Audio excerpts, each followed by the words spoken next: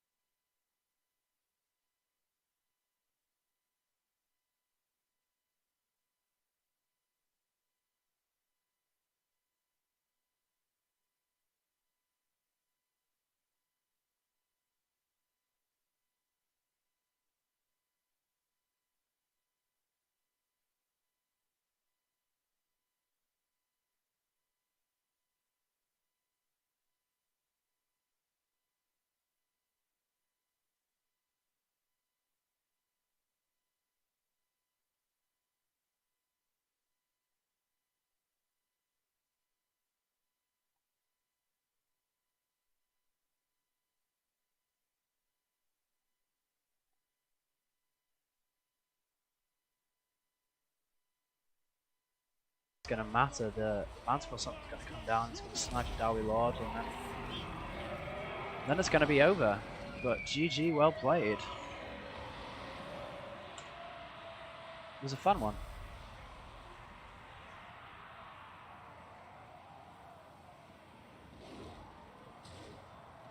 Yeah, so my son's gonna be live for the next games, but I can keep casting it if I want. Yeah, I mean, I can stick around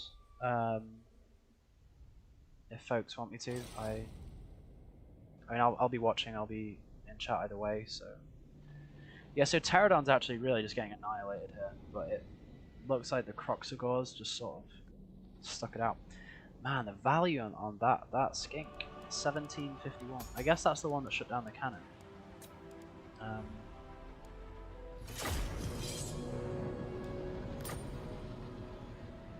Yeah, just a really good rush. I thought it was over for a little while, but you know, this is the thing: is like ranged units start getting shut down, and then it can turn. Tide can turn. So let's get in for next game.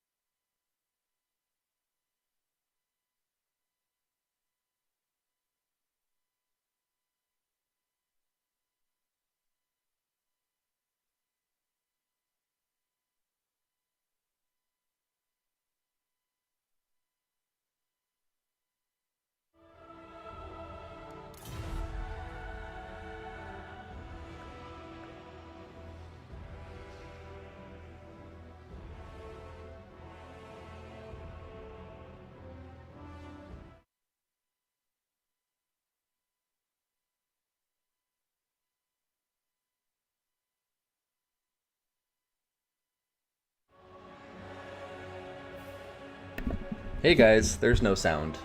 Welcome, welcome, welcome everybody. Don't you worry, I'm here now. I was definitely just talking about how great Loopy is. So, is the sound all good for you guys? I knew the game sound wasn't on. I accidentally didn't turn on my microphone audio though, so my mistake there. Let's do it. XMT to Tom. Looks like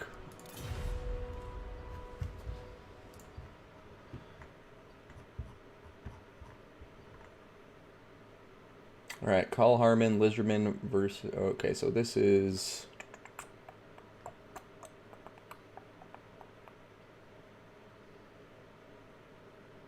Greenskins and Norska, I think, is going to be this matchup. It sure is. So let's get everything ready to go, and we'll get right into this first battle. So, updating our intro card and our faction scoreboard, and then we'll actually get into some battles here, so we don't bore you guys with silence and with my ugly mug. Now, Norska. Generate one, boom, boom, boom. Intro card, ba ba ba beep, boom, boom, boom. Okay, looks like they are started and ready to go. So let's go ahead and throw up that intro card, ladies and gentlemen. Golden Monolith is the map, and it's going to be, oh no, don't you dare not work today, intro card. There we go. Sweet. We have ODM versus XMT in this clan war, and the first match we'll be streaming today is ODM Dactor taking on XMT Katam, Greenskins versus Norskins in round one of this match. So strap in, buckle up, get ready to rock and roll. We got Greenskins versus Norskins, a very rush faction match, and we'll see which one of them can come out on top. I've always given Norska an edge here, but with Greenskins' recent buffs and strengths, you know, it could be anybody's game. So let's remove that intro card and get to the fight at hand.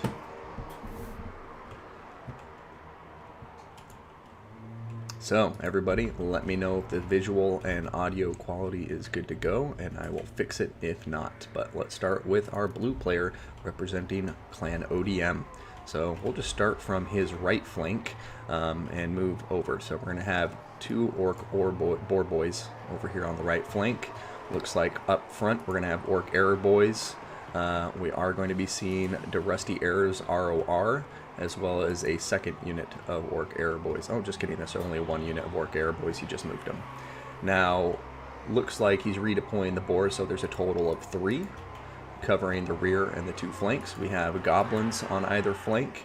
We're going to have 2 black orcs in the center, the 8 peak loonies and 2 big uns on either side of them. And then for the skirmishing potential in the mobility category, we're going to have 3 skirmish cab here, 1 Forest Goblin Spider Rider for the poison, and Mogrim's Mangy Marauders ROR for that armor piercing. Now, to lead this army, we have a Goblin Great Shaman, a lord I absolutely adore, on top of his Arachnarok Spider. You're going to see Don't Even Try It, along with Arcane Conduit, Itchy Nuisance, Vindictive Glare, Sneaky Stabbin', as well as Sneaky Stillin' to reduce that power recharge rate whenever he is casting. Now, taking a look on the other side of the Golden Monolith, and taking a look at the Norskins. So the Norskins army is going to be a bit smaller. Taking a look at the troop count, well, actually a lot smaller. We're going to be seeing here what appear to be Marauder Horsemen up front as the skirmishing potential. Looks like we're going to have 4 of them, as well as the Beast of Tashnar ROR Norskin Warhounds, bonus versus large. Now, to round out this force, we are going to be seeing the Icehorn Marauders, along with the Miststalker Female Warriors. We have a Skinwolf Werekin going to be bringing his armor and missile resistance ability. It's Shaman a Sorcerer with Flaming Sword of Ruin and Burning Head. And then we're going to have a Mammoth with a War Shrine, and then Wolfric on top of his War Mammoth. He's going to be bringing Fight or Die, Hunter of Champions, and Seafang. So here we go. Looks like the skirmishing forces are pushing out to meet each other towards the middle, and both players are kind of pivoting their army. You could see, looks like the Norskins are moving this way, and the Greenskins going to refuse that right flank and just kind of move in a clockwise formation while they let their skirmishers do the talking for them.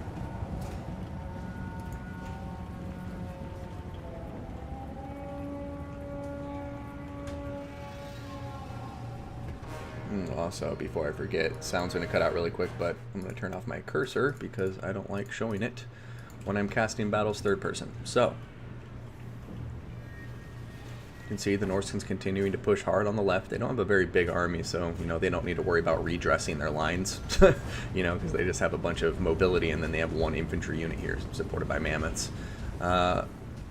It's interesting, the balance of power is actually not insignificantly in favor of the Norskins right now.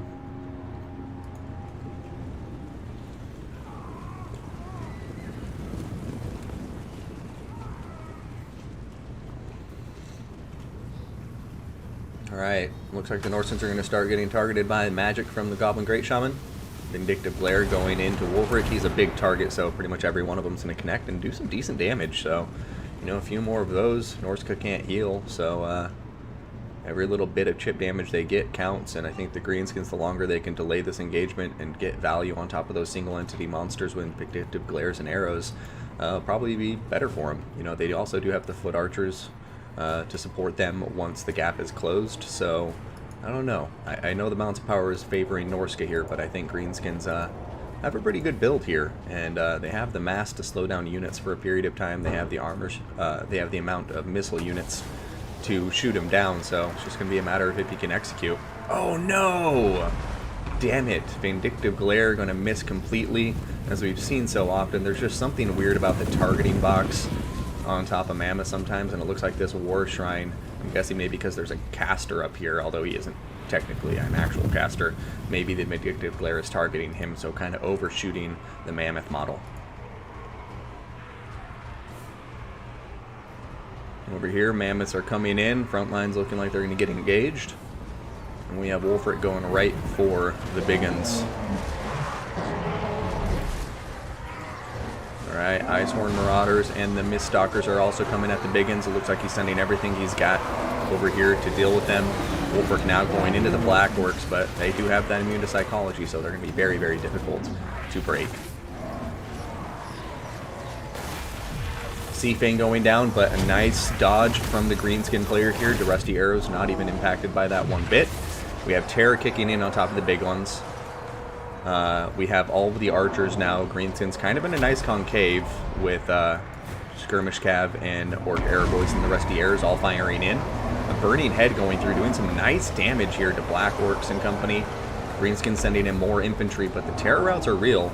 And they have to get working quickly, otherwise, you know, they may start running out of units before their archers can shoot down the Mammoths. Right now, Mammoths both approaching half health.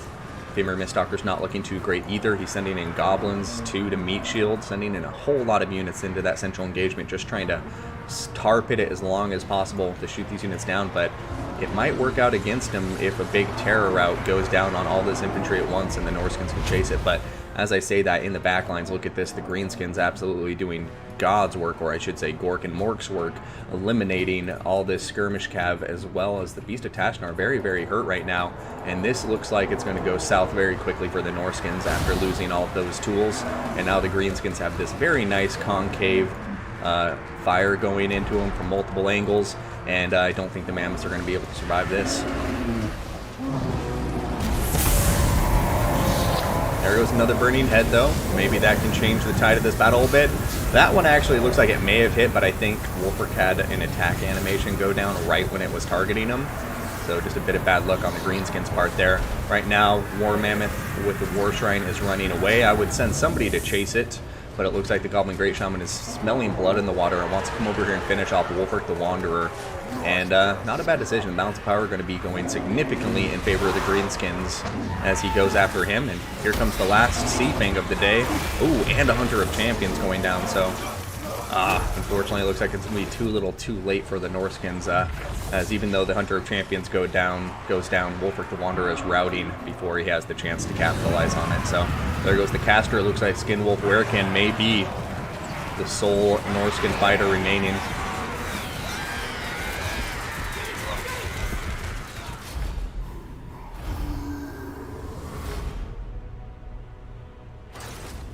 I don't get the lack of infantry from Norska either, Vicious Satsuma. I was a bit concerned by that from the onset. I think well, greenskins are, I would say, the best infantry in the game. Norskins have some really good infantry and some cost-effective infantry against the greenskins as well. So I definitely was surprised to not see a much more prominent infantry force there, even if it was just 5 marauders. That's the kind of value you need, because those mammoths, you saw how much damage they did to the big ones and stuff. Like, you know, they crunched these guys pretty good, but the big problem is they can't win against a ton of infantry by themselves. They can beat a couple of infantry units, but if they're supported by marauders, then suddenly these black orcs and big guns are having to deal with a bunch of like cheap infantry while they're getting bulldozed by Norskin mammoths. And I think that was just a big mistake in the build there from Katam. I mean, he's a great player, so you know, definitely don't want to you know, be taken as disparaging or anything, but I think, yeah, the lack of infantry there was a very key, especially considering with his build, he wasn't really going for much of a kite build, you know, like he was out skirmished there, and so he did have to rush forward and close those gaps into the front lines, and I think with that little infantry, it's going to be an uphill battle from the start. So, checking over here, let's see, Rusty Arrows, 924, 549, 687, 1100 on the mangy marauders. So all of the archers really getting good value. Look at that, Orc Airboys 918. So, you know, all of them doing their job. I think another big shout out was to the Orc boys. They were able to eliminate the skirmishers and provide some mass to help out a lot. But yeah, great game to both players, and guess we'll see what happens in the next one. Handed in Park Map, passes 1, 2, 3. Thank you very much, Park Map. I see it. And if you guys can give me like 1 minute before you start so I can update the names and everything.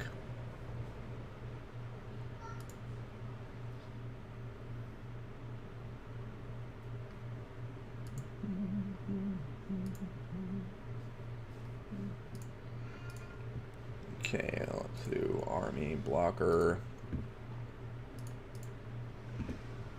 Oh, now it's a 2v2. Damn.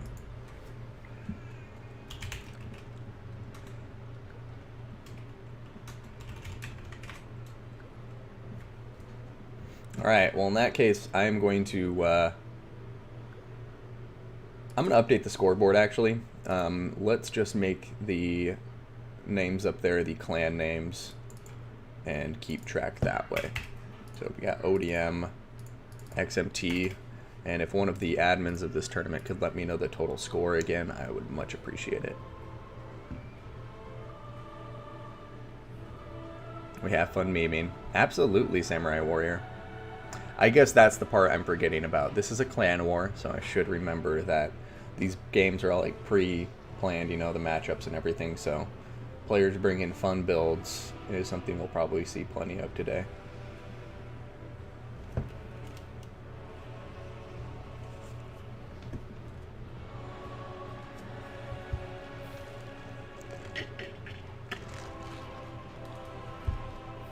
Alright, Anodins versus Park Map. Guess we'll do Chaos versus Elves for the banner.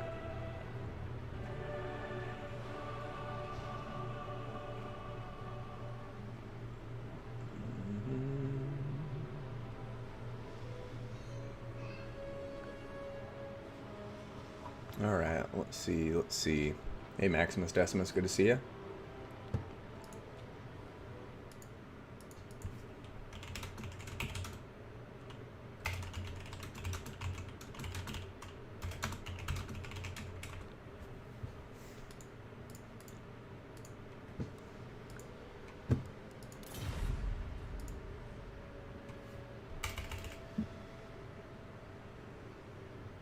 When we get into the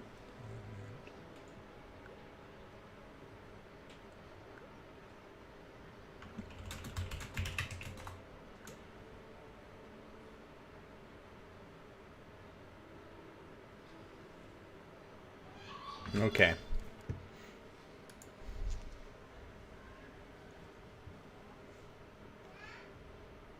Alright, so right now, ODM is leading 4-0, apparently. So I'm going to update that right now in this clan war.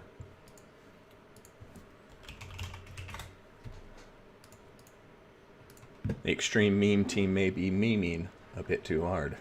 But let's get to it, folks. Removing the blocker, and we're getting into a 2v2 battle between Clan ODM and Clan XMT.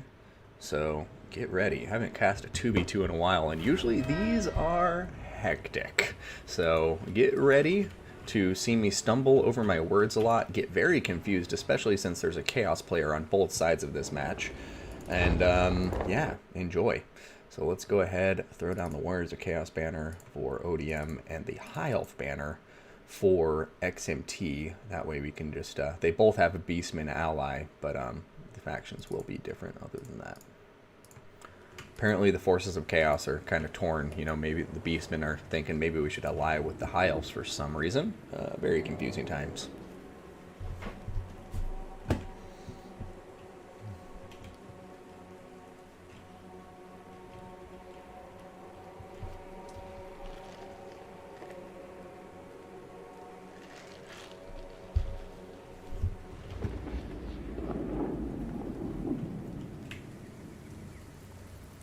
Alright, looking at the troop count, pretty standard for a 2v2. That's not a terrible amount of troops to have, so I guess we'll go ahead and start. So, starting with the red team this time, XMT.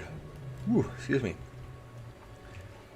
Now, we got the Lore Masters of Hoeth here, whatever the Order of Lore Masters, whatever Teclis's faction is on the field. We're going to be seeing, for the High Elves first, 4 Lothran Sea Guard, 2 Silverian Guard, unit Valyrian Reavers, Arcane Phoenix, and then we're going to have, is that 2 more Silverian Guard? Yeah, 2 more Silverian Guard. Then we are going to be looking at a Mage of High Magic on the ground, on foot. Got the Fiery Convocation, as well as Soul Quench, Apotheosis, and the Starwood Staff. Man, I like this build. Apotheosis on top. Then we have Teclis over here on top of his Arcane Phoenix, and Mr. Teclis will have the Sword of Teclis, Bound Fiery Convocation, Potion of Shakroy, Net of Mintok, and Greater Arcane Conduit. Now let's take a look at his Beastman ally, and the Beastman forces will... we need the X. I see the MT. Where's the X?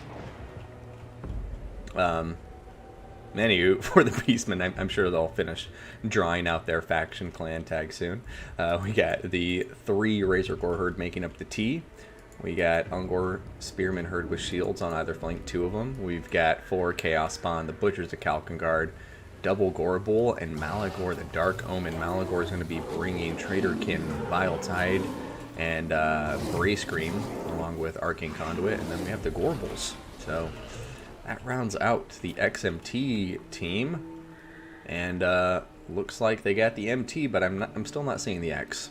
Going over here to the other side, we're going to see the alliance of Beastmen and the Warriors of Chaos, a bit more thematic, and we're going to have Ungor Spearman Herd up front for the Beastmen. For Chaos Spawn, we have Blackhorns Ravagers along with 2 Centaurs with throwing axes. Going to be looking here at some Chaos Warhounds with poison. We have a Bray Shaman of Wild with Traderkin and Vile Tide, Jagged Dagger as well, and Morgor the Shadow Gave with both of his summoning items. Now for the forces of Chaos, we have Chaos Spawn. Looks like 4 of them too, and one of them will be the Word Spawn. We're going to have 4 Forsaken mixed in with those Chaos Spawn, and then we have 3 Marauder Horsemen, 2 Feral Manticores, and Sartorial, the Everwatcher. He's going to be bringing Final Transmutation, Plague of Rust, as well as a couple scrolls and abilities.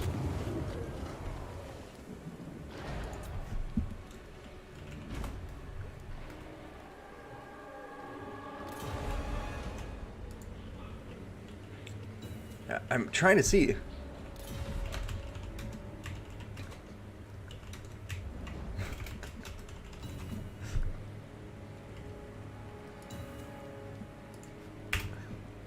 Looks like everybody is ready and the battle has begun.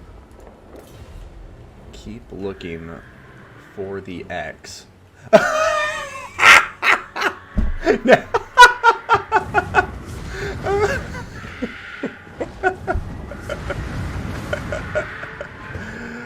Oh god, somebody clip that XMT.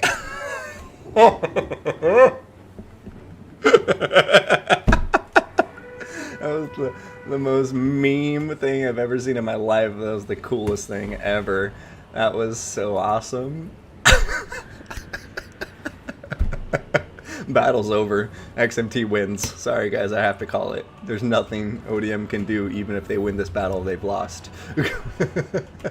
And also, I apparently missed a lot of ODM units here, by the way. We have 3 Centaurs and some Poison Warhounds on the far right flank.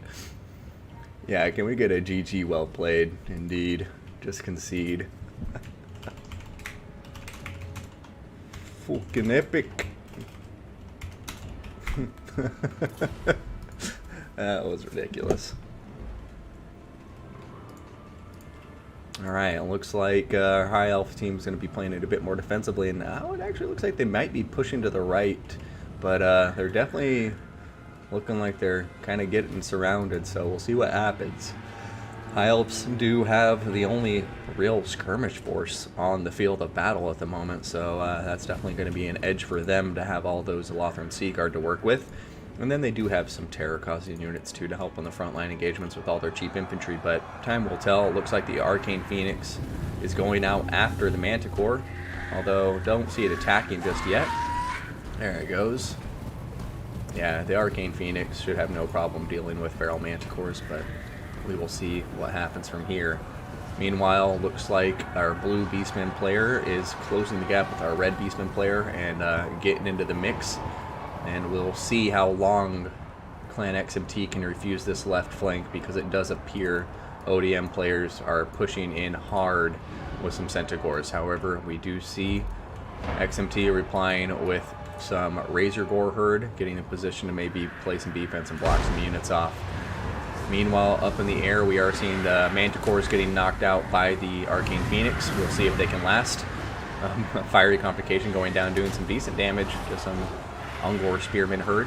One Manticore looks like it's about to go down for the count, but can ODM's or XMT's front line hold long enough to pull this fight out? They're getting some nice pickups early on here, but we'll see what goes from here. Here comes another bound Fire Complication, or maybe the casted variant, I'm not sure which.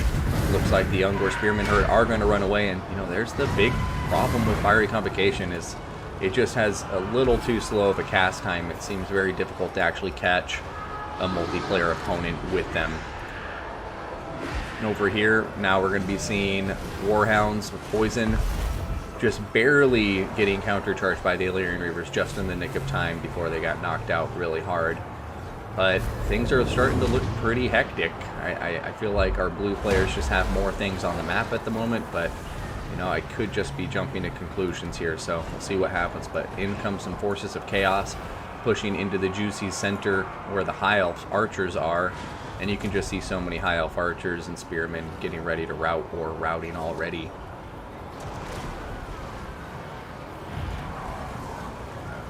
And there goes another Chaos Bond summon behind the Butchers of Kalkengard, which is going to be rough for them because now they're pretty much stuck in that combat till the end. Another Fiery Complication has been cast down. Oh, that one doing some decent damage. Actually even catching the Centaurs with throwing axes at the end there.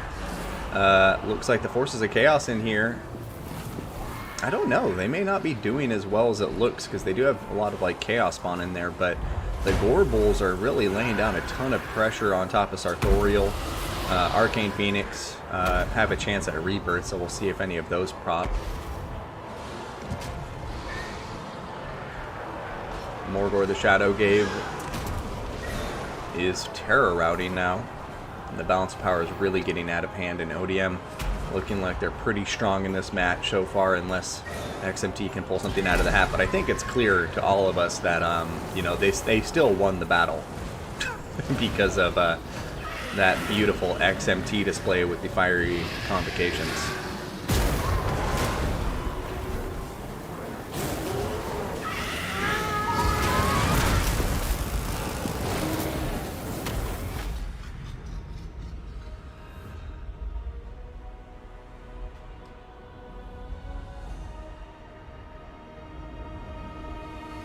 Hey Willamos, good to see ya. How are you doing, my friend? Well, there you have it, folks. I mean, guess we'll throw this up, update the scoreboard really quick, because looks like it's going to be... I didn't mean to hit that. 5-0 for ODM so far. But Extreme Meme Team is definitely living up to their name. And, man, what a glorious start of a battle. I really, really enjoyed that. That was hilarious.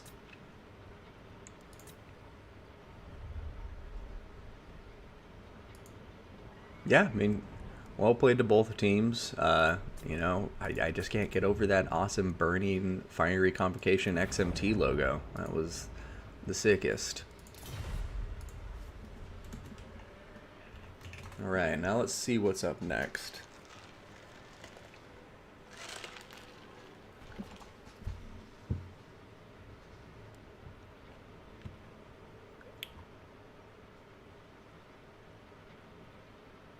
Is ODM the best clan?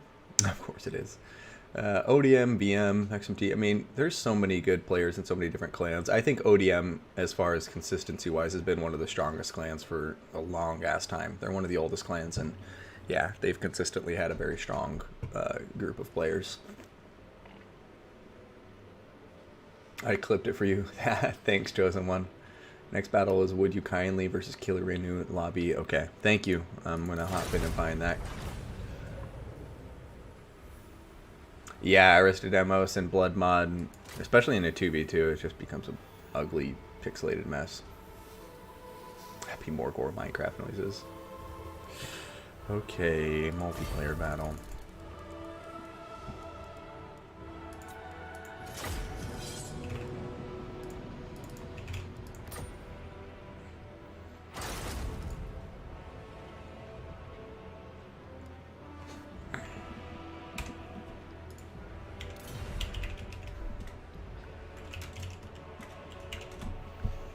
Alright, let's update the player. ODM Killer.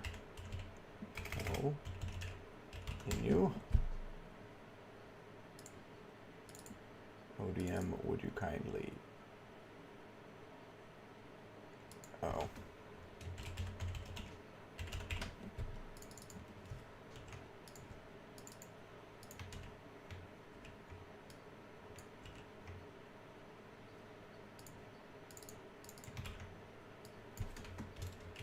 Would you kindly?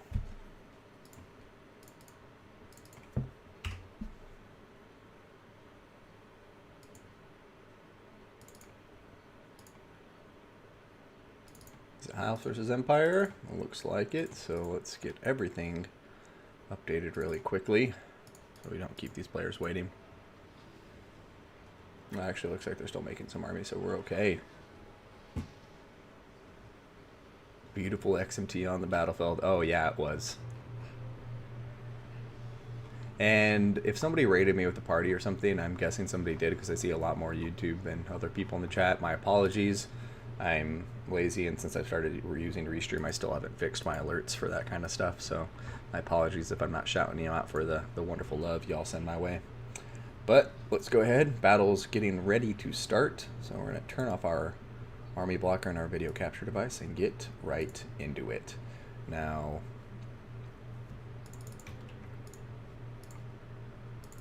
I'm going to try to really quick update the intro card because I want to show it.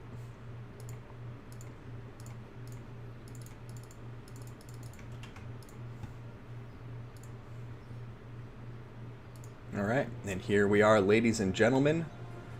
We got ODM Would You Kindly, his name is too long to fit appropriately, versus XMT Killer Inu, Averlorn versus the Empire. And we'll see which one of these two fine players comes out on top. I like how you said ODM scored a 0 after last match. Yeah. I'll set it back to the 5-0, but I figure for the one-on-one, we don't want people mistakenly thinking Would You Kindly is up 5-0 against XMT Killer Inu. But without further ado, let's go back to our blue players and see what happens. So, we're going to have 1, 2, 3 Spearmen, 1, 2, Dryads, 2 White Lines of Trace, 3 Lothran Sea Guards. We have the Talons of Torquelada with their fire damage and the fire weakness that they imbue on units they shoot. We have Dragon Princes and the Fireborn. Avalorn has those crazy green and white Dragon Princes in their army. And for the leadership, we're going to be seeing a Mage of Metal on foot. Mage of Metal is going to have Plague of Rust, nothing else, just used there to augment those arrows. We also have Starwood Staff. And then we have an Archmage of Fire on top of an Eagle. We've got the Star Cloak, or the Cloak of Stars, Armor of the Stars, as well as Arcane Conduit, Burning Head, and Fireball with Kindle Flame. So Kindle Flame with the Archers of Torquelada, you can imbue like 48% fire weakness on a unit. So you can definitely get a lot of value and good synergy here, especially with Fireborn, who have fire damage, Talons of Torquelada, as well as, of course, our caster up in the air. And I have to say, the High Elf Fire Mage is one of my favorite lords in the game. I absolutely love using her on an Eagle. Now, going back over to the Empire forces, we're going to see a front line of swordsmen. Looks like we got 4 or 5 of them, including Sigmar Sun's ROR. We're going to have Empire Knights. Looks like 1, 2, 3, and 4. And we're going to be seeing Huntsmen. 1, 2, 3.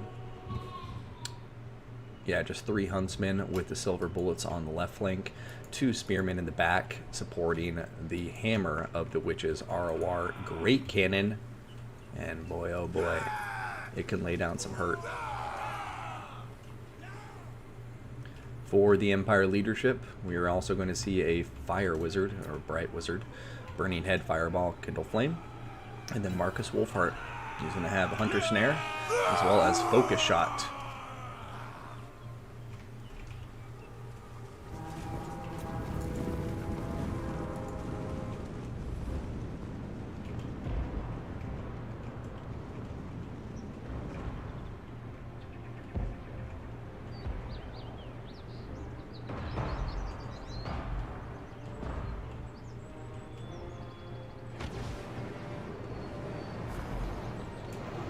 Alright, there goes the first fireball from the Mage. Is it going after the Hammer of the Witches? 1 model already destroyed, only 2 cannons left, and that's some value right there. Hammer of the Witches isn't cheap, it's 1100 gold, and you know, removing one of the cannon models this early is definitely going to hurt. We will see if it can get any value before it's knocked out. It looks like the Hammer of the Witches, I think, obviously got to be targeting the Dragon Princes. That's the best target for them.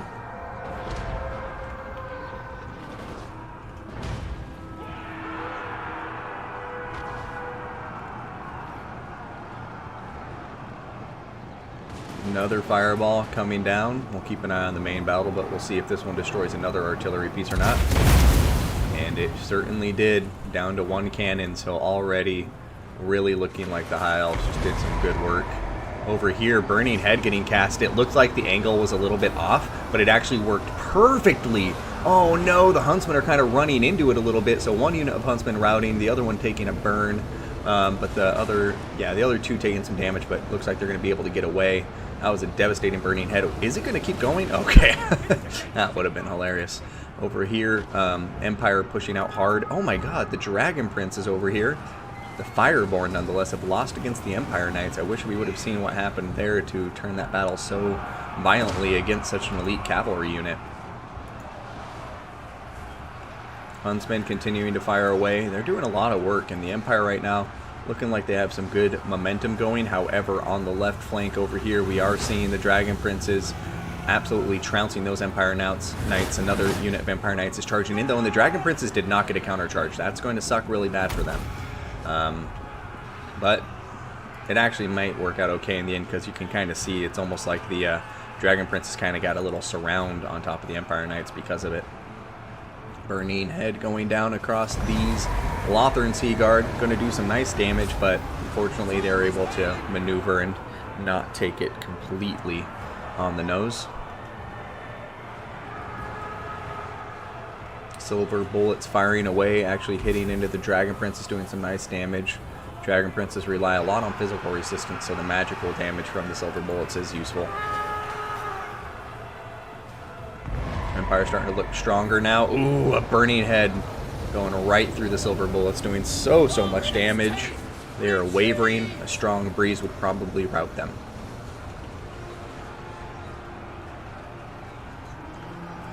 Now over here, it looks like the High Elves are getting a little bit of revenge. Dragonborn coming back, or sorry, the Fireborn coming back and routing the Empire Knights, but the Huntsmen over here that are shooting in look like they're going to be able to rout the Fireborn pretty quickly with their bonus versus large ammunition.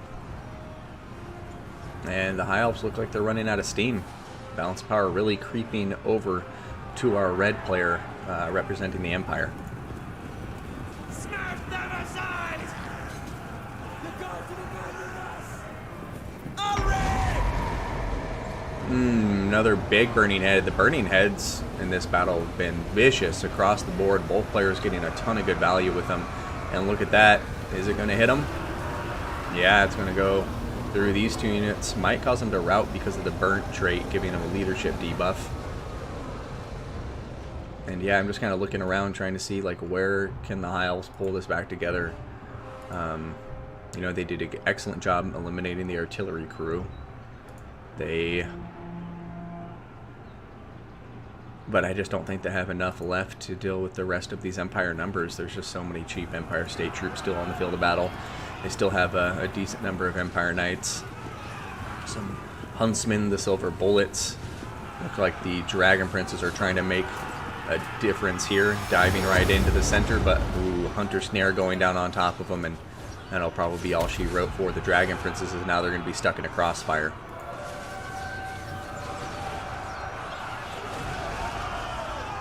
Alright, we have the High Elf Mage now diving in to get into some melee combat.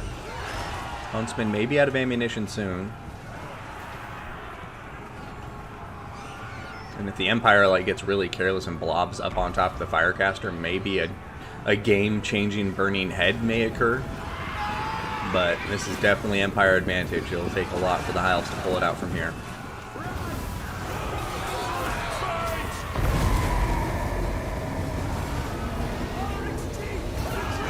Perhaps premature on that burning head, but still going to clip some of the other important units on the way out.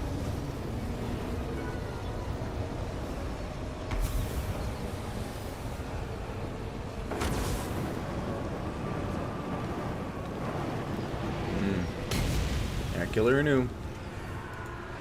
He's playing some good micro, doing some good things, but I think at this point the battle's maybe stacked too far against him. Caster diving into the cavalry. I don't think the Empire Knights will be able to kill her, but maybe they'll rout her, especially with these Empire Spearmen coming in now. One more volley from the Huntsmen going in. That's going to hurt the leadership just a bit. Ooh, and Marcus Wolfhart just throwing in a nasty shot there, and that's going to seal the High Elf's fate. And ODM, would you kindly, going to add another point on the board for ODM.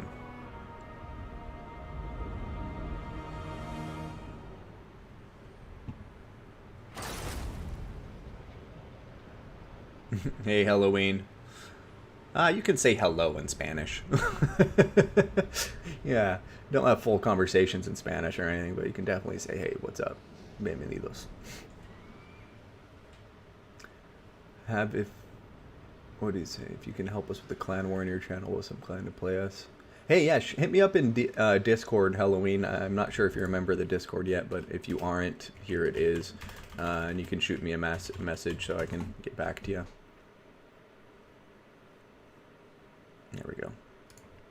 But great game to both players. I mean, I really like the fireballs just completely negating the Hammer of the Witches. That's a really nice play.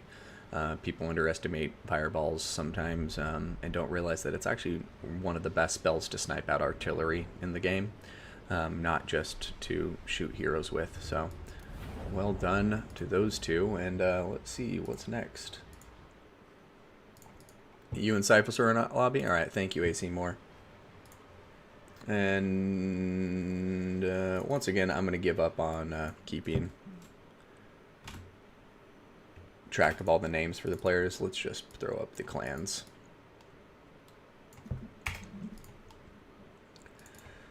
And the score is now 6-0 for ODM.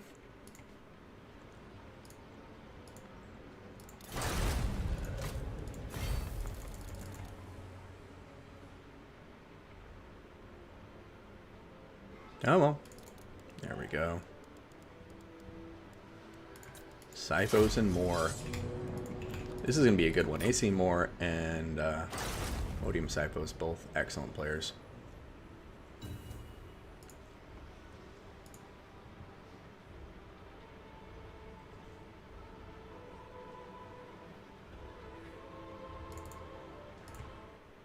Alright, Vampire Counts taking on the Bretonnians, which I am happy to see. And let's go ahead and get right to it, folks. XMT, ODM, we have Breton.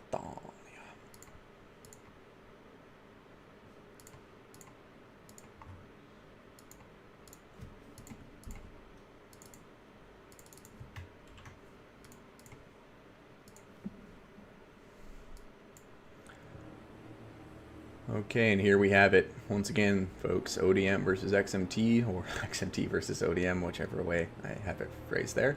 I get the Vampire Counts from Moore taking on the Bretonnians, led by Syphos. Syphos.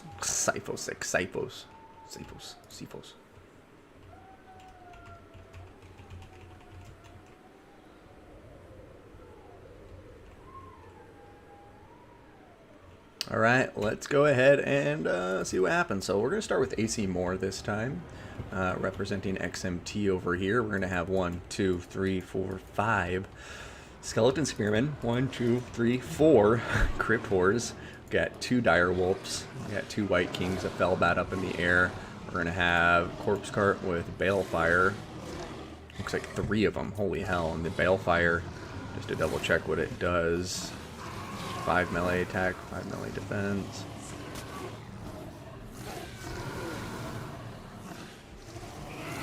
Oh yeah, that's rough. Balefire is really trying to drain the magic from the Bretonnians, apparently.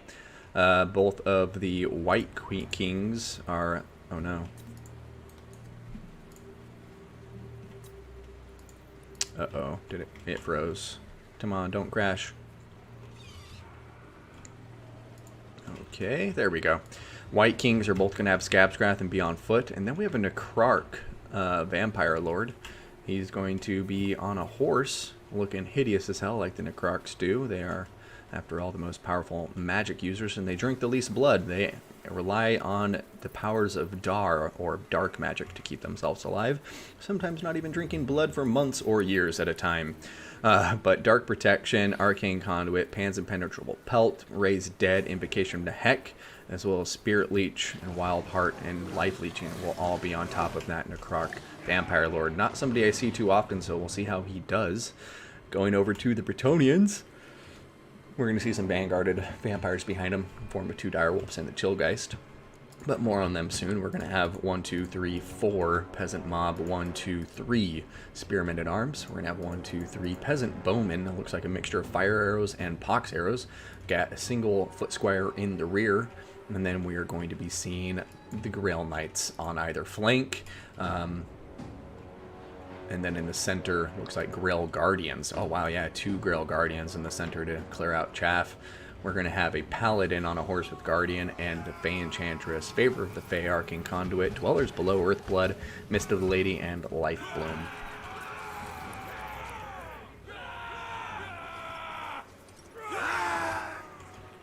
And these Grail Guardians are going to absolutely devastate zombie summons or any infantry engagements. And those direwolves better hope they don't get discovered by the Grail Knights before the battle is underway, because they will die very readily. We all know that, Red Army, just start the game. I don't always see the 2 Grail Guardians.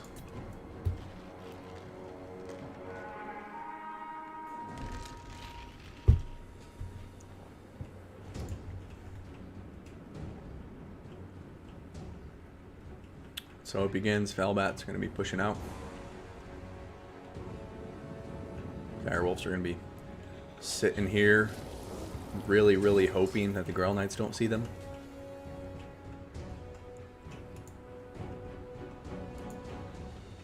I like this Bretonnia build a lot. I'm curious to see how the vampires can do here, because the Crypt Horrors are an interesting choice, in my opinion. They do have the mass, they have the armor piercing. I think their biggest weakness is obviously going to be, you know, you have to worry about peasant bowmen. But there's 4 of them, there's 3 corpse carts, so maybe that will, you know, stress some of the targeting of the Bretonians. Not to mention, you know, once the peasant bowmen start opening fire and maybe the cav pushes out to get some engagements against this kind of vampire box, I think that's when he's going to hopefully, you know, at least that's what he's hoping, it will provide an opportunity for him to come in here and hit the peasant bowman from the rear. Because if he can kill the peasant bowman, I think he has a pretty good shot at winning this. Grail Knights are very good, don't get me wrong, but, you know, they don't do fire damage, they do magic damage, so it's not like they have a bonus versus Crypt Horrors besides that bonus versus large. And I think with this many Spearmen and Crypt Horrors, you know, they could potentially drag the Bretonians down, but if the win condition is they need to shut down the missile fire if they want to stand any chance of winning this, because they're not going to win this engagement if the 4 peasant mob continue to fire uninterrupted. Peasant mob diving into the fight, and everybody's getting in.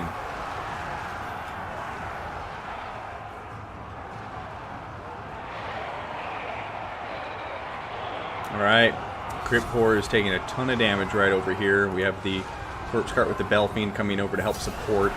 Look at that, those Crypt Horrors are just melting away so quickly. Dwellers below! Oh, ouch. That is a beautiful Dwellers, catching a lot of good units in it. And yeah, those Spearmen are just getting wrecked.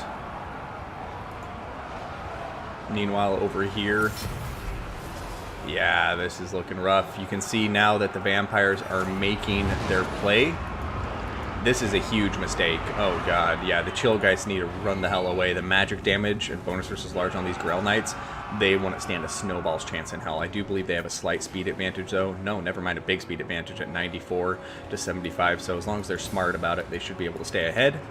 Meanwhile, on the front lines, the vampires are taking it on the chin, man. Like, Crypt Horrors here, not doing hot. Over here, it looks like we've already had a couple of Crypt Horrors crumble out of existence. I only see 2 Crypt Horrors on the field now, and we started with 4. One of them is about to go out. Oh, just kidding. I only see 1 Crypt Horror now, and it's this one. So yeah, things looking a little bit rough, perhaps, for Bretonnia at this point. We have Dire Wolves trying to get into the back line, going to get caught on Foot Squires and then charged in the rear by Grail Knight, so they're gone. Scabscraft doing some nice damage against the Peasant Bowman over here. Fellbats getting on top of these ones, so, you know, who knows? Vampire counts finally starting to shut down the Peasant Bowman. I just think it may be a little too late to make the difference that they need. Over here, Grail Guardians, Grail Knights, still staying committed in this combat. Crypt Horrors hanging on by a thread. We have some Skeleton Spearmen over here acting as the chaff as well. And the Chill Guys just trying to stay away from all this cav, because all of the cav the Bretonians have are just tailor-made to eliminate ethereal cavalry.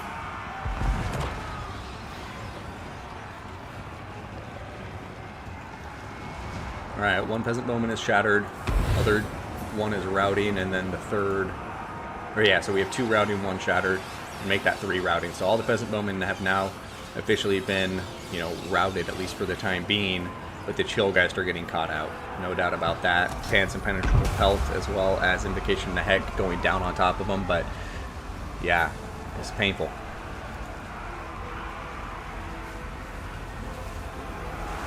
Yeah, and the Fey Enchantress being in combat for so long, just draining the health of all of these things with her Mortis ability. Alright, Chill Guys still barely hanging in there, but they're routing off some Peasant Bowmen. Balance of power is definitely in favor of the Bretonians right now, and I guess I'm struggling to see how they're going to pull this back. You know, they're surrounded by Grail Knights, favor of the Fey on top of them.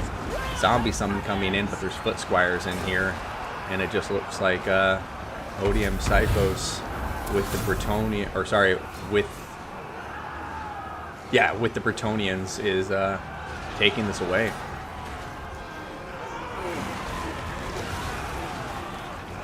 A raid that I missed. Damn it. Thank you guys so much for the raid. I apologize for missing it. Yeah, no, I mean, an interesting approach from the vampire counts here. I just think it was a bit too boxy against a faction that's known for having really good mobility and really good ranged power, at least for the cost. So, kind of seems like it was an interesting build, but not quite tailor-made to deal with 4 Grail Knights, you know, or I guess 2 Grail Knights, 2 Grail Guardians.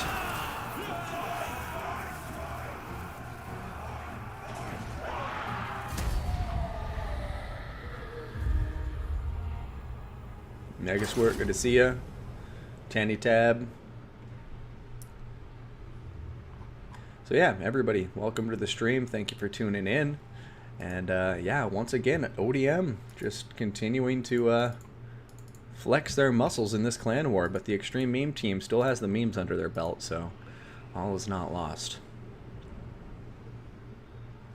Yeah, the Crypt Wars really didn't work out here. 71, 58, 104. I think it's possible. It's just really hard because the timing of the hounds and the bats needing to shut down the peasant bowmen, there's very little margin for error. You really can't afford to have the crypt horrors in combat with the front line for even like 10 seconds longer than you can, or sorry, for like even 10 seconds longer than it takes you to shut down the peasant bowmen, because once these guys got into the front line engagement, they just melted. They have no armor to speak of. Fire damage from the peasant bowman does a bonus. And so they just got melted really quickly. And what I almost feel needs to happen is, like, you need to be using the scurvy, or sorry, not scurvy dogs, the dire wolves and the fell bats, and even the chillgeist in the back line to kind of distract your opponent. Like, maybe even show some of them to your opponent. It's current year. Thank you so much for the follow. But like, maybe reveal some of your dire wolves or chillgeist to your opponent and just out micro them. You have the speed advantage, so as long as you're staying on top of your Myco, you can avoid Grail Knights.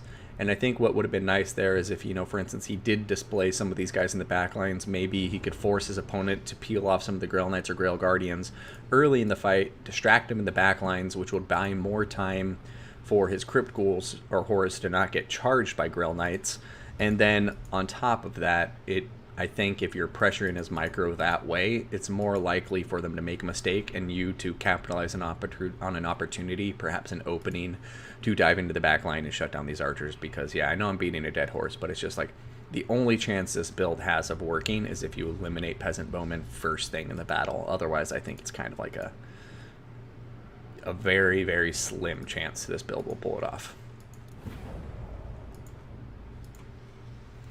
Alright, what's next?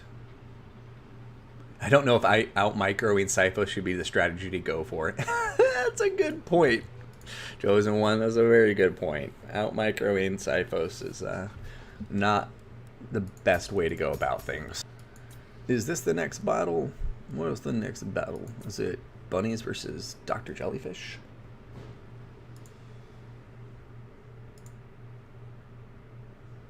Keeping an eye on the chat.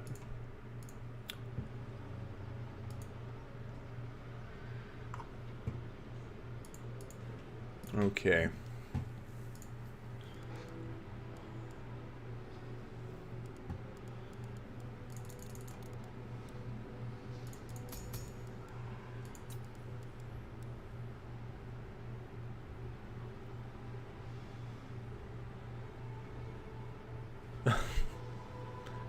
I mean, alright, let's see. I think it's bunnies versus Dr. Jellyfish. I'm gonna go double check though.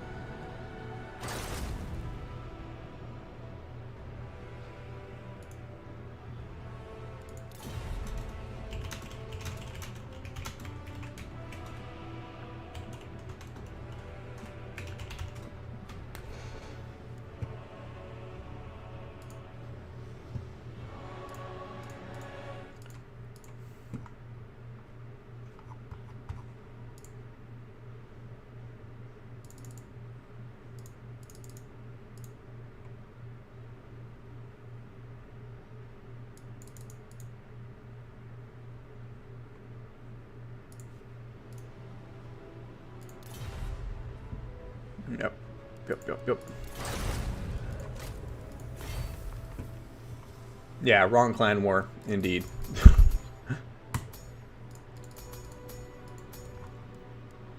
Falcon Maximus Decimus. Is that the one? Because Falcon's XMT. Grombrindle is not. Where is it?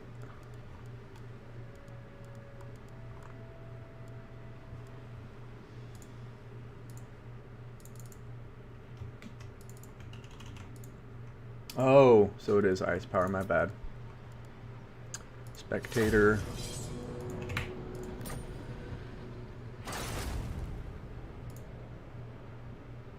Ice Fire versus Mukip. Thank you so much, Chosen One. We got it up.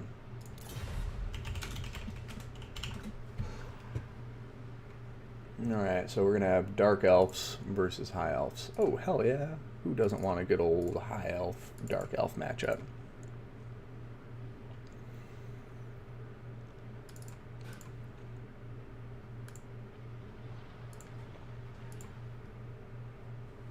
And actually, it isn't just the Dark Elves. Is that the Cult of Pleasure? I'm going to say it is, because Cult of Pleasure is the sickest. Cult of Pleasure and High Elves. Generating the link and throwing up the intro card right now. So thank you, everybody, once again for being here. Strap in, because we're getting ready to go watch this next match in the ODM XMT Clan War. Going to be seeing XMT Ice Power taking on ODM Mukip.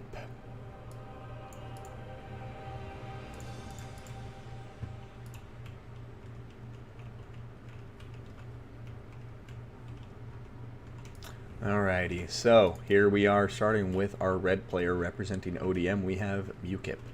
1, 2, 3, 4, 5 units of spearmen are going to be up front. Going to have some rangers. Going to have 3 units of archers. Looks like 2 Eagle Claw bolt throwers. For the Cav contingent, we're going to have Silver Helms and Illyrian Reavers. So 2 and 2. I love Silver Helms and Illyrian Reavers, so we'll see how they're utilized here. We're also going to be seeing a Mage of Metal, very popular pick for the High Elves to help capitalize on their archer prowess. We're going to have Final Transmutation, Plague of Rust. And then up in the air, we have Alariel the Radiant. She's going to have Tempest, Earthblood, Star of Aberlorn, Arcane Conduit, and then we're going to be seeing Shieldstone of Isha and the Boon of Isha. We also have a single generic Eagle on the left flank, and that will round out the High Elves. For the Dark Elves, we're going to be seeing Dread Spears, 1, 2, 3, 4, 5 of them making up that front line. And just kidding, it's going to be 3 Bleak Swords and 5 Dread Spears, with 3 of the Dread Spears being in the rear. Dark Shards with shields, so they have a silver shield, so 55% chance block, or 55% block chance. There are going to be 4 of those Dark Shards. We're going to have Cold One Knights, 1 on either flank, and Dark Shards with shields with 2 chevrons holding up the rear. Going to have a Scourge-Runner Chariot on either flank, and then for the leadership we have a Sorceress of Shadows. Penumbral Pendulum going to be the only thing she's bringing, and then we have a Dreadlord with a sword and shield coming in to fight.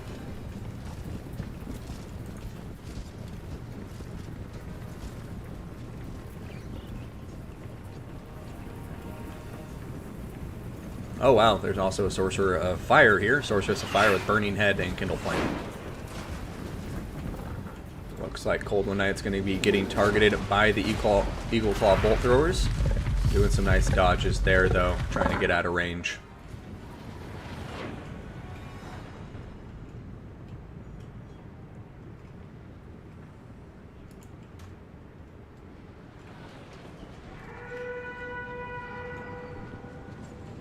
Alright, Eagle Claw Bolt Throwers trying to shoot Scourge-Runner Chariots, but Dark Elf player here showing some good micro on display, dodging most of the shots. Ooh, that one was a direct hit though. And we'll see what happens from here. No nets of a Mintalk or anything to like pin the Chariots and down and punish them, but you know, with enough time, Eagle Claw Bolt Throwers will probably be able to get enough damage off. Front lines are now going into their engagements.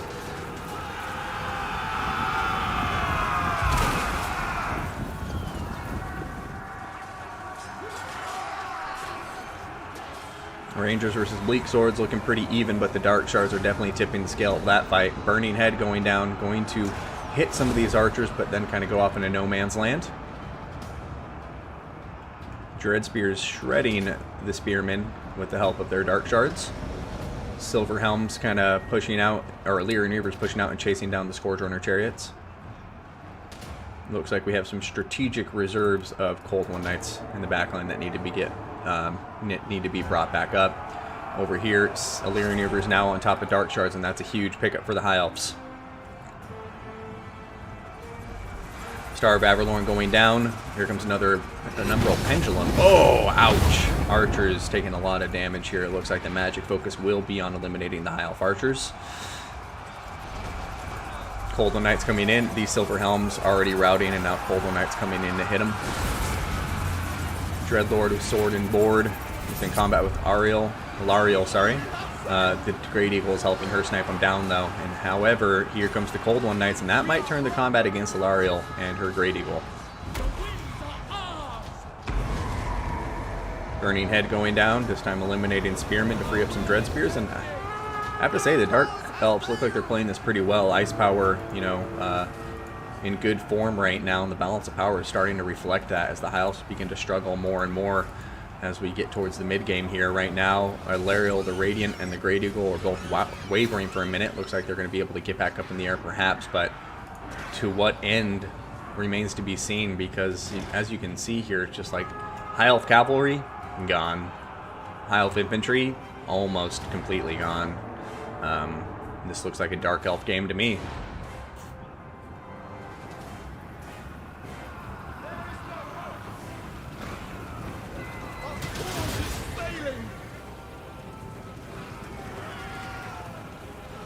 And yeah, it looks like army losses are going to be kicking in very soon here. Unless I'm just completely misreading the battlefield.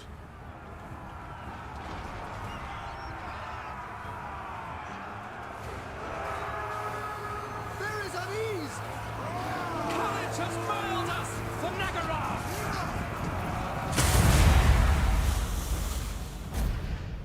Alright, XMT picking up the first victory of the day, bringing the clan war to 1-7.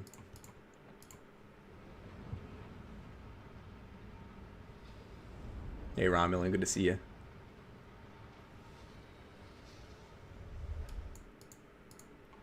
Dark Elves are the Archer faction now. Well, those silver shields help a lot, you know. 55% block chance is really useful against High Elf Archers.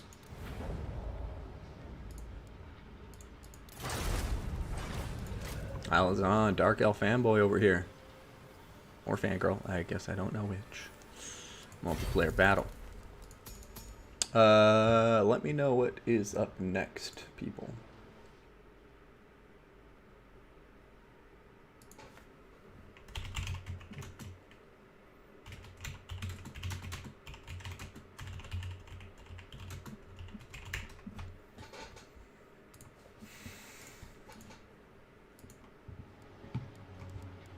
All right, everybody. Let's see. Chosen One. Okay, ICY versus Chosen One. Thank you, Chosen One. The Dark Elf Kingsters. The Sex Elves, as they are known to some.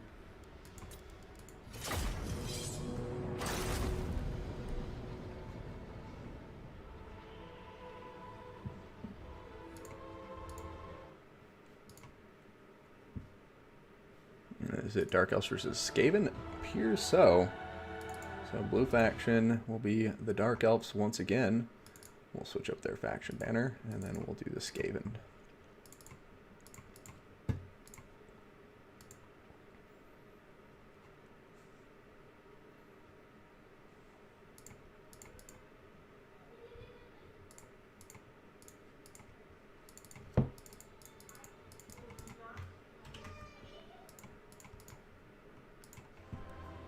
Cool. Good luck, have fun.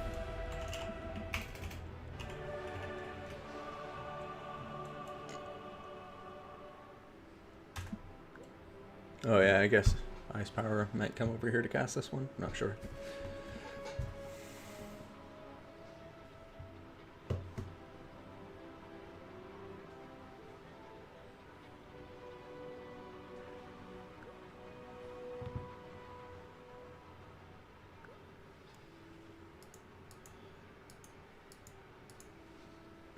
All right, cool. Looks like we're getting into it now.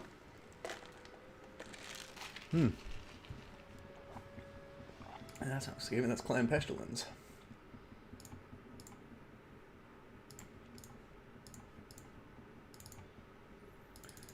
All right, ladies and gentlemen, without further ado, let's get to the fight. Now, so you can see here, we have Harganeth against Clan Pestilence, Dark Elves versus Skaven. And this next match is going to be between ICY and Chosen One.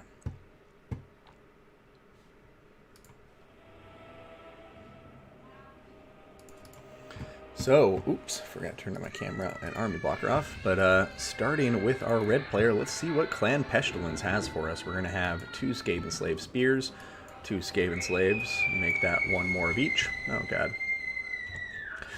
Okay, first of all, we have 2 Doom Wheels. I hope this is enough Doom Wheels for you, Romulan. We got the Wheels of Doom, too.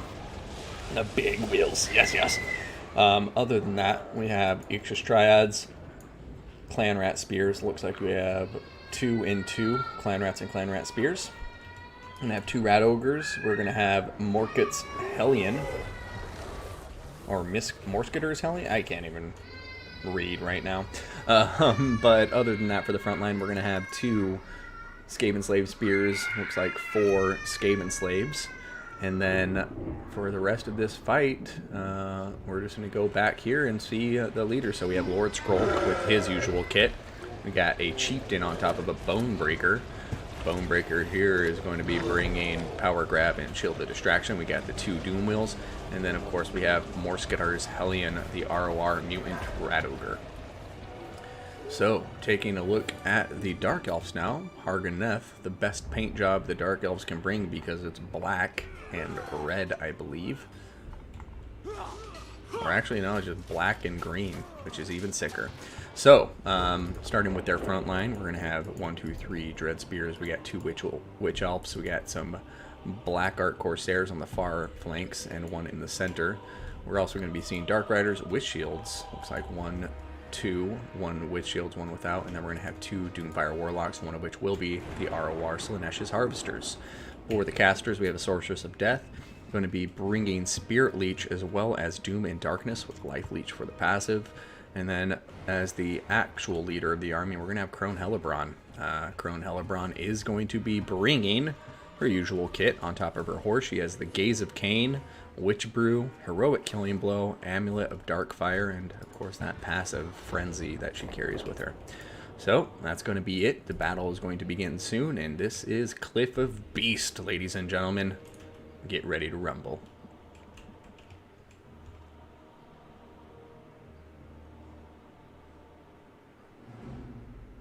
Oh, did you? Yeah. Oh no, he's doing it the other way. Hold it. There we go. Where's the fiery convocations though? That's all I have to say.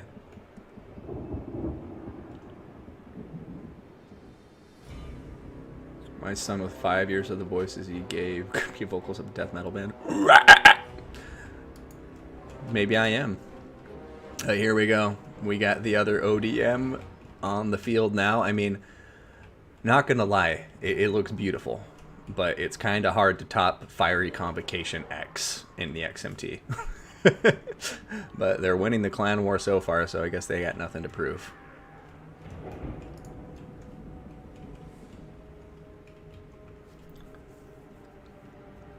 Just spell ODM for its current ear, not to himself. You have to spell a letter with spells. Actually, this isn't ODM. This is W backwards DO. And so it begins.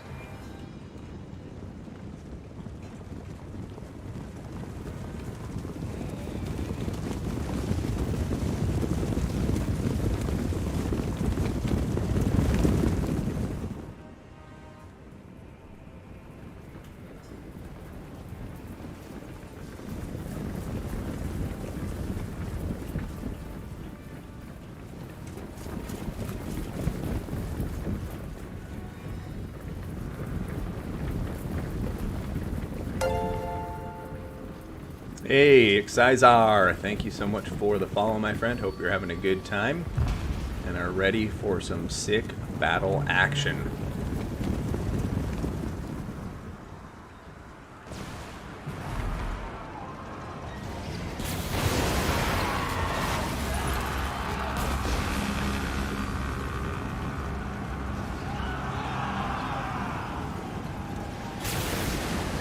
Enemy charge incoming! Ouch! Never enough Doom Wheels. Yes, yes. Yes, Doom Wheels. Alright, and so the battle has begun. The Dark Elves start with an edge in the balance of power, but the Skaven are already getting some very nice plays off here. Black Orc Corsairs terror routed, have some Skaven slaves in there to act as the chaff. So far, Skaven getting some good trades, but we will see how the battle progresses. We do have a Soul Blight over here on top of a big, massive Skaven units to try and help out the Dark Elves in combat. I am seeing a bit of bunching here, which I really hate to see from the Dark Elves. You have 4 units of infantry crammed into one space here on top of one clan rat. That is a recipe for disaster. You really want to focus on the flanks and going wide against Skaven so you can shut down as many units as possible. Don't let them tarp hit you up like that. Over here, I'm going to see the Senescious Harvesters routing, not doing well for themselves at all. Mutant Rat Ogres and the Doom Wheels with the Chieftain are doing okay for themselves. Over here in the back lines, you can see the Skaven with the Ixchus Triads are holding off an attack by the Dark Riders to get into their back line. And right now, the Skaven defense is looking pretty strong. I have to say, ODM, Chosen One, playing this very, very well with his Skaven thus far. We will see if he can keep up the momentum, though. The Witch Elves are still quite healthy, and they are causing a lot of damage. And, you know, Sisters of Singing Doom and some other Witch Elves are no small problem for the Skaven to deal with. And as you can see, the balance of power pretty much dead even right now. Over here, though, Mutant Rat Ogre, Morkskitter's Hellion is going down for the count. I don't think he's going to stay alive here. Yeah, there goes another Spirit Leech on top of him, and yeah, he's going to go down for the count in just a moment here. Yeah, there he goes. And that is the Mutant Rat Ogre no longer. Dark Elf starting to bring this back and make it a close game. You can see the 2 Doom Wheels still desperately trying to shut down as many units as possible. And they definitely don't want the Sisters of Singing Doom on top of them. Not only are they immune to the terror because they cause terror themselves, but that rampage on the Doom Wheels is a quick way to death. Balance of power flopping back and forth, but, you know, staying on the Skaven side overall. In the backlines, we do have a full unit of Black Orc Corsairs and a full unit of Witch Elves running into the Skaven rear. Continuing to see the Skaven get some good terror routes and work done up in the frontline engagements, but will it be enough? At this point, it looks like they're starting to pull this out. Yeah, Dark Riders and Black Orc Corsairs and 2 Witch Elves all pushing into the backlines now. It's going to be very, very difficult for the Skaven, but with the balance of power in their favor so much right now, they may be able to pull it off. Those 2 Doom Wheels are going to have a great time killing off Skaven units after all, so we'll see what happens. Uh-oh. Wheels of Doom, ROR getting rampaged by the Witch Elves. Doom Bolt carried on, going down on top of the Doom Wheel.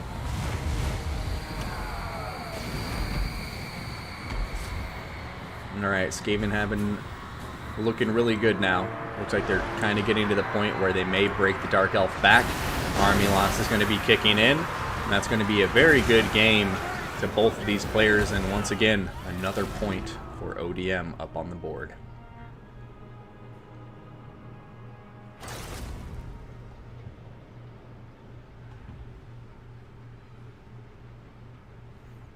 So yeah, I mean, Dark Elves had some nice plays there. The Witch Elves, always like to see them. They did get tarpeted pretty effectively. They got a lot of kills, but you can see not a lot of value from those kills, which usually indicates they were tied up in clan rats and Skaven slaves for the whole battle. But yeah, just very well played to Chosen One here with his Skaven build. I love Doom Wheels against Dark Elves. Very interesting to see Morkskitter's Hellion and a Chieftain in the same army. Lord Skrull, still in my opinion, the best Skaven Lord. I know there's definitely a toss-up there. As a faction, they have a lot of really good Lords, but Lord Skrull just to me seems like the most competitive choice. He's very strong. And so yeah, let's update that scoreboard for ODM. Make sure I didn't forget it. I think it's 8-1 now. Alright, let's see. What is the next match to get into?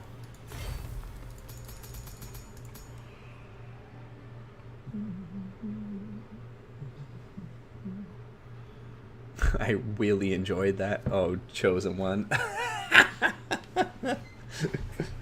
Oh, God.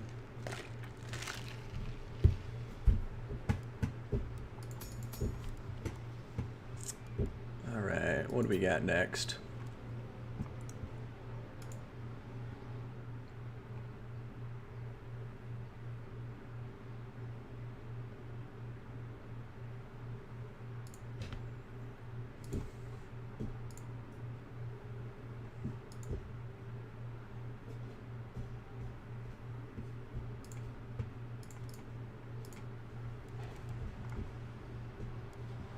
Hey, Jelliet, good to see you.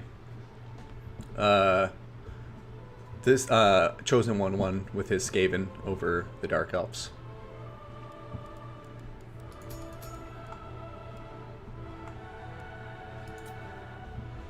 I've already seen Megza play. I don't think he's up again.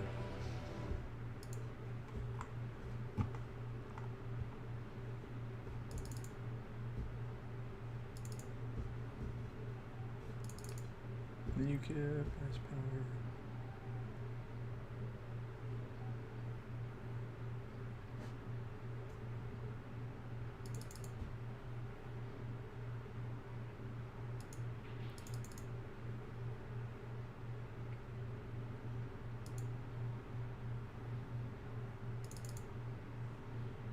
Alright, I think it's Anticity and Uncle Gant next, right?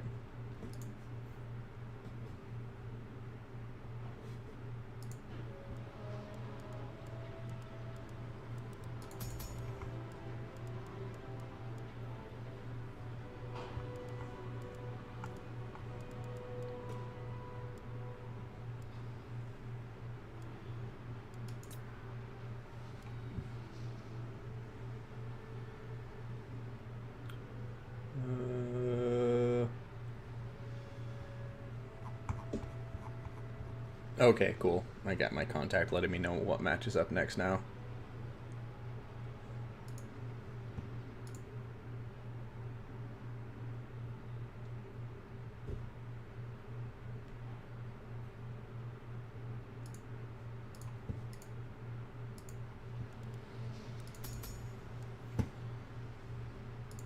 Alright, don't mean to beat a dead horse, but once again, thank you all for tuning in today. It's not going to be too much longer, I think. There's a couple battles left. Anticity and Uncle Gant can't play, so it's going to be Damon versus Riders of Rohan as the substitute. Okay, cool. So I need to find that match. I thought I was friends with Damon.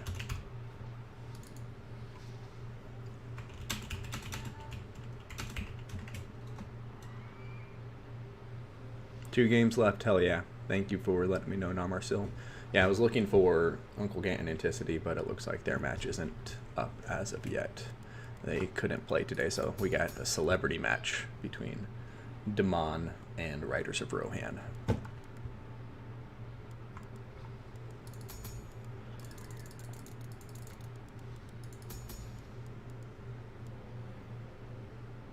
¿Hasta otro amigo? Ah. I'm doing well, Captain Melons. Good to see you. It feels like it's been a while. I don't know if that's just my imagination or not, but I feel like I haven't seen your name in the chat recently, so good to see you. Hey, Viking, by the way. Didn't say hello to you earlier. Alright, cool. Thank you, sir.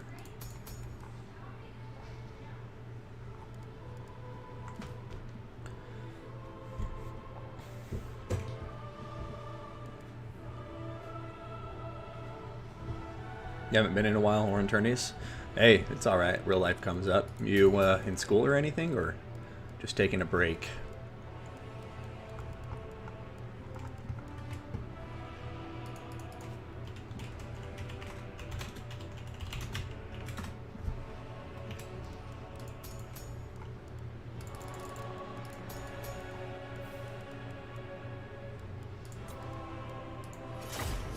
Ooh, Dark Elves versus Nagaryth. That's sick.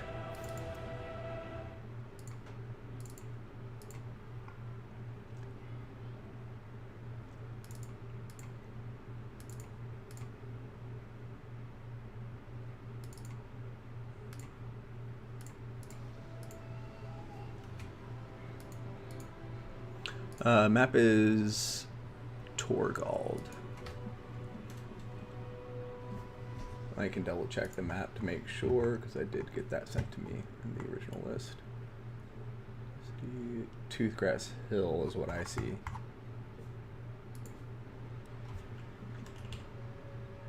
Toothgrass Hill.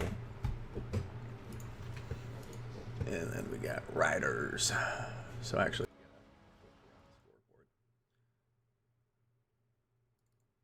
make you 8, make you 1, and then we'll make our blue player ODM.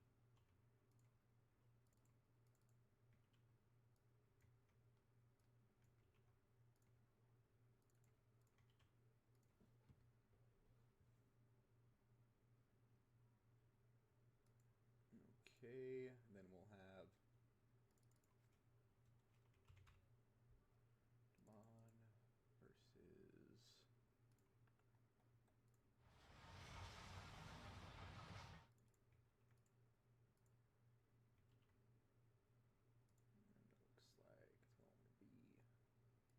versus Dark Elves versus Nagaryth. The faction of Lithanar, for those of you who may not remember. And here we go.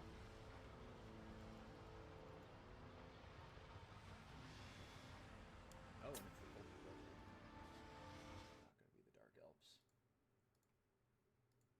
Not the Cult of Sotek. The Cult of Pleasure. There is a big difference between the two. Although both of them like snakes, I'm sure. You lost sound? Listen, Aiden, let me know if it's fixed or anything for you yet. Oh. Hold on. Is that better? I think I accidentally turned my sound way down. Okay, that's better. Cool. Yeah, I accidentally must have dragged my volume bar down when I was switching screens. But without further ado, here comes the next match, folks. So, as we can see, we got Damon representing ODM taking on Riders of Rohan representing XMT. Cult of Pleasure going up against Nagaryth. Now, Cult of Pleasure, they're all about pleasure, as you may have guessed. Nagaryth is all about revenge. Lithanar does not like Dark Elves, and he is out for blood.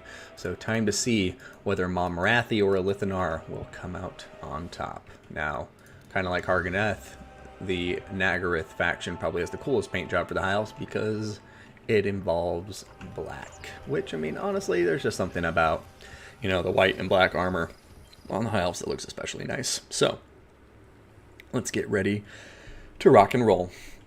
And it wouldn't be a Nagaryth army without Shadow Warriors. So to start out, let's see the skirmishers. We have 5 Shadow Warriors up front, vanguarded with a Lithanar, their hero. He's going to have the Moonbow, and that's going to be it. Now, backing them up, we're going to have a couple of Rangers, and then a lot of cavalry. We got Silver Helms, 2 Illyrian Reapers, and a second Silver Helm, and a third Silver Helm. Now, for the Lords, we're going to have a Mage of Metal on foot, once again with Plague of Rust, Final Transmutation, and the Book of Hoeth, as well as a Great Eagle up in the air. And where is the... Lithanar's the leader. So, that's going to round out the High Elves. Let's take a look at the Dark Elves. Dark Elves brought here by XMT. And Riders of Rohan is going to have Bleak Swords and Dread Spears making up the front line. Looks like 3 Dread Spears, 2 Bleak Swords. Going to have Dark Riders with shields on either flank. We have Cold One Knights also on either flank, but 2 of them are going to be on the left flank, and only 1 on the right flank. And it looks like it's going to be the same for the Dark Riders. Looks like Dark Elves here trying to stack the left flank, go for that side as their strong side. Going to have, excuse me, 3 Scourge Runner Chariots for the anti-infantry power, and they have those bonus versus large armor piercing missiles. And then up in the air we got Morathi, she's on top of her Dart Pegasus. She's going to have the Doom Bolt Soul Stealer, Heartrender in the Dark Sword, and Enchanting Beauty. And it's Mama. The Cult of Pleasure. And so it begins. High Elves sitting up on top of the hill that this map gets its namesake from. And Shadow Warriors are going to open fire and now start retreating down the hillside as, you know, they kite backwards trying to do as much damage as possible. Scourge Runner Chariots, some of them taking some pretty decent damage, but obviously no models lost as of yet, so we'll see what happens.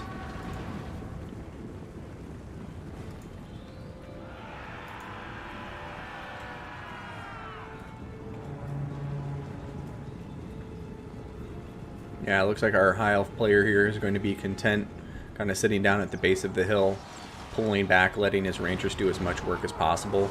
He's already done a really good job focusing down a lot of health on the Scourge Runner Chariots, which is impressive. No models killed, but still, all that damage matters a lot. Rangers going up against Bleak Swords. Honestly, for some reason, they just don't seem to do the best in that combat, especially considering the cost difference. Great Eagle going into combat now, and the Scourge Runner Chariot's just making a beeline for it, pushing through the center, but it looks like now they're going to pull out, and here comes Soul Stealer from Marathi, going to hit a lot of those High Elf units in the front line, including the Great Eagle and the Rangers. Over here, now you see the Dark Elves pushing back, just overwhelming a lot of the High Elf troops. Balance of power was in favor of the High Elves for a minute there, but after that play, you can see it just went to dead even. And now looking like Marathi is doing a lot of work and going to kill off this Eagle, or at least rout it. Alright, Silver Helms taking a ton of damage against the Cold One Knights and the Dark Riders with shields. And now they're trying to run away. I don't know if they're going to be able to do so. And it looks like this battle is really starting to turn against Nagaroth now.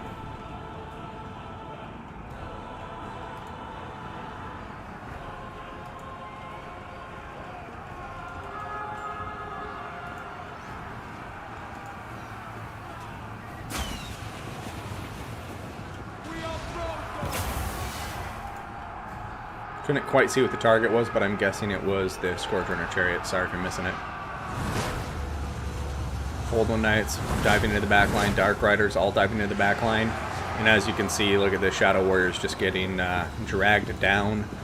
They can't keep their distance, so they won't be able to fire. And without firing, they're not going to be able to kill the Dark Elves. So as cool as that build was, and as fitting in themes, it looks like the Dark Elves are going to successfully overwhelm Nagaroth's heavy missile build.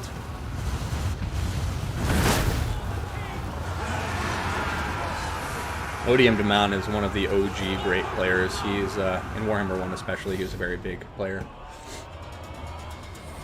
But there we have it, guys. ODM. Another point on the board, and now it brings us to our last match, which is a 2v2.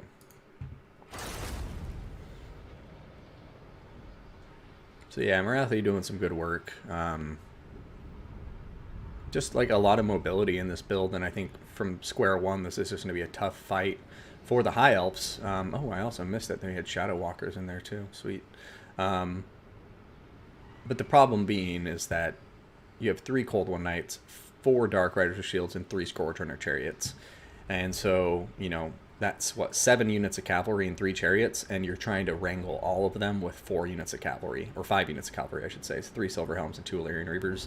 So it's like, microed perfectly, I guess this army could potentially work out, but I just think it's going to have a hard time because he outnumbers you in every way. You know, more infantry, more cavalry. Granted, no missile units to speak of besides the Scourge Runner Chariots, but that doesn't really matter because all this build is trying to do is close the gap and overwhelm Nagaroth before it can get enough damage done with its missiles to win the game. Alright, so final game, guys. ODM XMT 2v2. We're getting into it.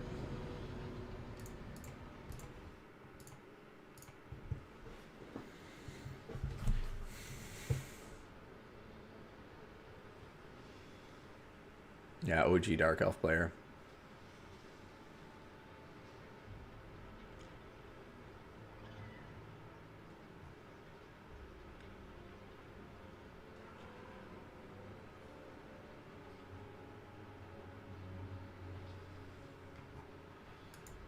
Oh, was there? I just was looking in the chat and I saw one of the guys letting me know 2 left.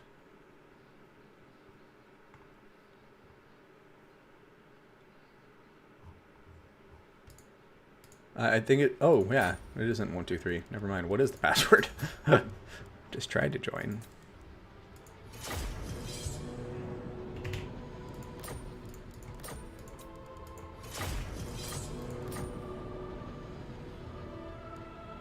Alright, cool. Thanks, Narmorsil. Do you happen to know the lobby password? Because it isn't 123 on this one.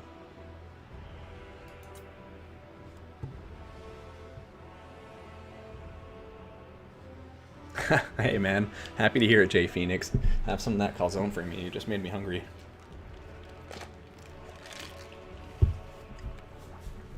And don't forget, guys, tomorrow we got the Fresh Recruit League Season 5 Championship, so definitely want to tune in for that. And then Monday, Memorial Day, we're going to do Tournament 11 of the league.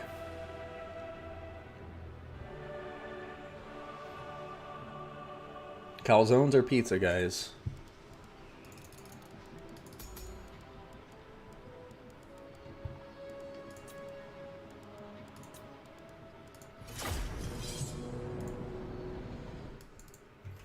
Thank you for sending the password over, bud.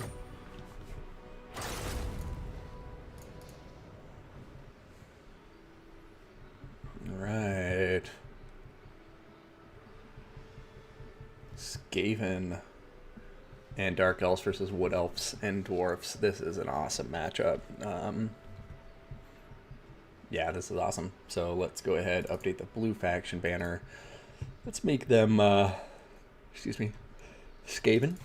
And then let's make our red faction Dwarfs. Sorry guys, I'm not fancy enough to have actual 2v2 cards, so maybe one day. I'll have some rum myself. Use bus. Way to be, man. The guy on my team likes rum and cokes a lot.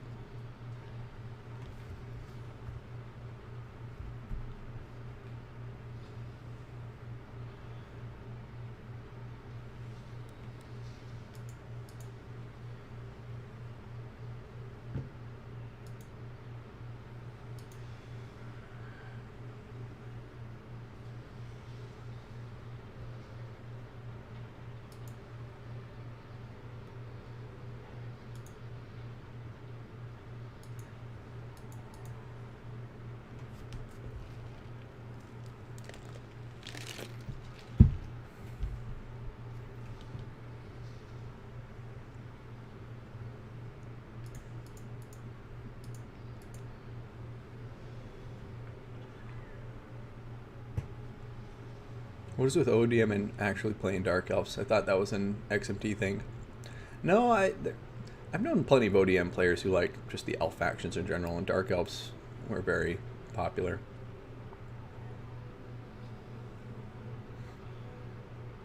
Hey, Eltharian Shades, welcome. ODM like their elves and Kai.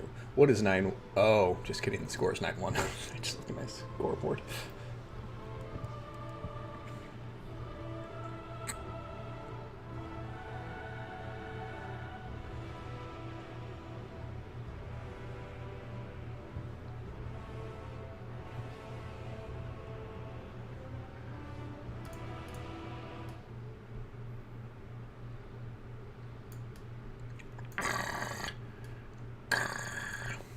So now make that as big as possible for a bit.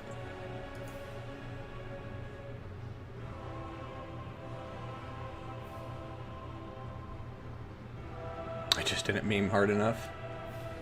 You failed.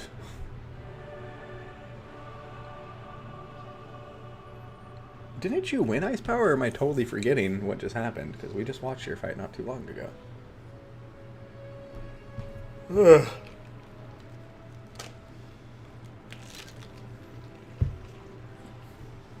Oh, never mind. You're on XMT, and so you're saying you shouldn't have won because you didn't meme hard enough. I see you. I think that's what you're saying, at least. Because, yeah, if I remember correctly, you did win, so shame on you. You should have memed harder and lost to make it a perfect 0-10 for your clan.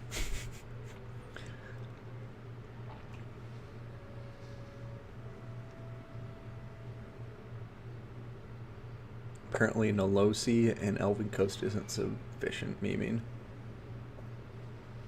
What's Nolosi? Why can't anything? Alright, what's going on here?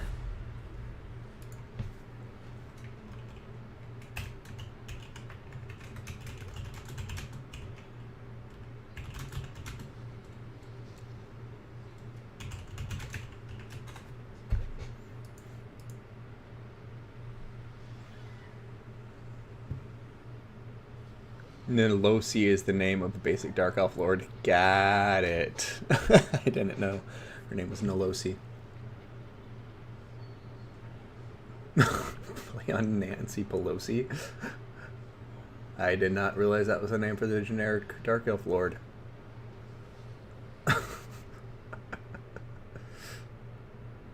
Alright, let's go ahead and remove the blocker and my ugly mug from the screen and get into it.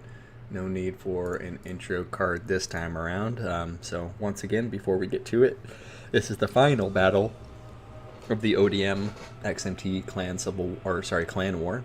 So we'll be heading out from here, and I'll be leaving pretty quickly because I got to get back to my real life job right after this. So just want to thank you all proactively for tuning in. Big thank you to both clans, ODM and XMT, for inviting me over and for organizing this whole thing. So hope you guys have enjoyed, and let's finish it on a high note. So starting with the blue team, representing ODM, we're going to have Dark Elves and Skaven. Got 2 Shades, 2 Dark Riders, Slaneshi's Harvesters, a Witch Elf, 2 of them actually, 2 Bleak Swords, Blades of the Blood Queen, Harganeth Executioners. We have a Hydra, we have Malekith on foot, and then we also had something else. Where the hell was it? Oh, cool, there we go. And a K-Knight Assassin with Malekith. Now, Malekith and the K-Knight Assassin both on foot, obviously. And going to have the usual loadouts. For the Skaven force, we're going to be seeing here what appears to be 2 Poison Wind Mortars for that long-range pressure. We're going to have Wolf Rats, 2 of them, 2 Eshin Dryads, one of them being Ixchus Triads. 2 Rat Ogres, and then we're also going to have a Gracier of Plague on top of a Doom Bell. Going to be seeing the usual loadout for him with the summons, and also, oh crap, I just missed it. Where did he go? Where did he go? Where did he go? Aha! And then he's also going to have something I cannot see, the Dreaded 13th spell. Absolutely love the Dreaded 13th spell, and Vermintide, so keep an eye out for those explosions to see if they can get some good damage done. Now that rounds out the Skaven and Dark Elf forces. Let's take a look at the Wood Elf Dwarf forces, a very unlikely duo.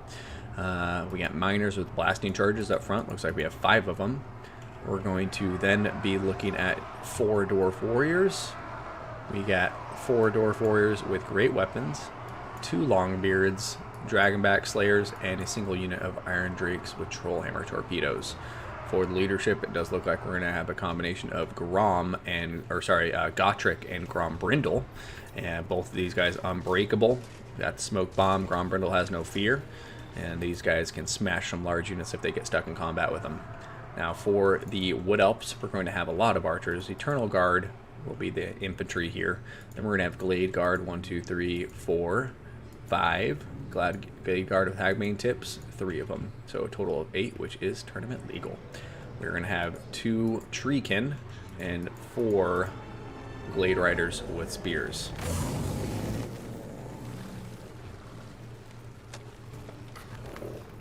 Now for the leadership, we have a Waystalker. 2 of them, actually. Both of them will have Arrow of Kurnos and the Eye of Kurnos. And one of them will actually have... Oh, just kidding. Both of them will have Hawkish Precision. One of them will have the Eyes of Kurnos. Then we have the Ancient Treeman Lord, Earthblood, Awakening in the Wood, and Call of the Wood is going to be in his kit. Ready to heal some units and slap around tentacle roots to kill off some enemy foes. That's redundant.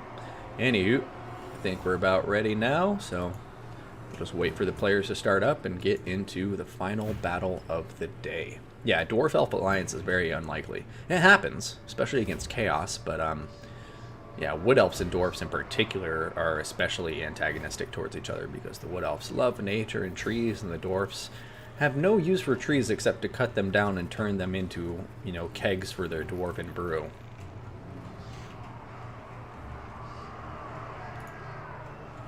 Wait, what? He's making a giant heart.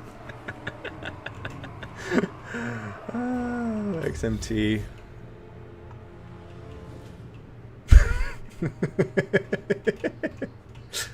Oh man.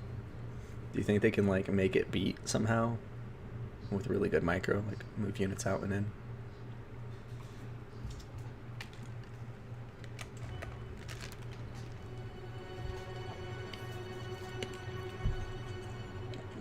Man, oh man. Trees make good fetishes of Gorkamork. Not sure what you mean there, Bergeroth. Maybe like effigies of Gorkamork? I don't know. Guess you can have a fetish for Gorkamork. The heart formation. Nobody can handle the heart formation. Best box strat right there, I know, because your opponent's gonna be coming at you and then there's something gonna be like, wait a minute, is that a heart? Oh, and then you have them in the palm of your hand. As soon as they're distracted by the fact that they're fighting a gigantic heart formation, then you can go in for the killing blow.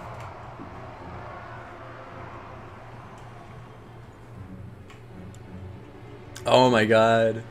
That's what somebody needs to do. Is no, they need to send a waste docker over here and then just fire an arrow of Kurnos that way or something. Yeah, that's what they need to do. They just need a waste docker back here, and as soon as an enemy target gets in range, fire an arrow of Kurnos over this heart formation while I look at it like this, and we'll have an arrow with a heart through it. Damn it. If these guys are smart, that's what they'll be doing. Cupid strike.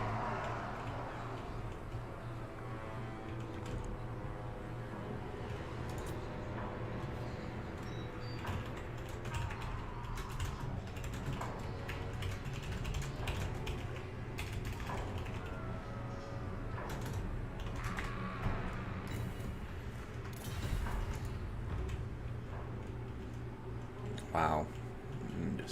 Oh wait, I think they actually might be doing it. I wonder if they're hearing me. This is a perfect position to put an arrow through this heart. Damn it. Alright, I'm going to stay here for the next one. There it is. We got an arrow with a heart through it. Oh god, now let's go actually see what the targets of those arrows of Kurnos were, and looks like they're not getting much damage.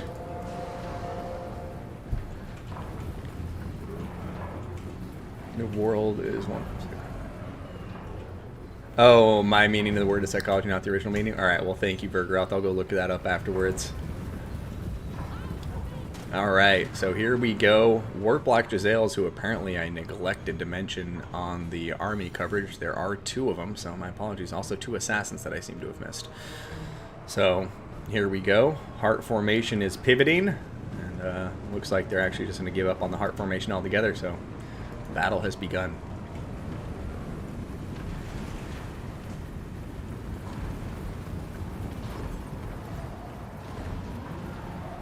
Oh, poison wind mortars starting to play.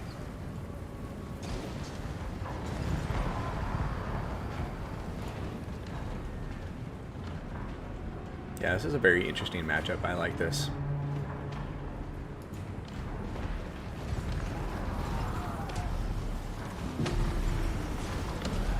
Ancient Tree Man going to be walking up with the Dwarf Infantry on the right flank.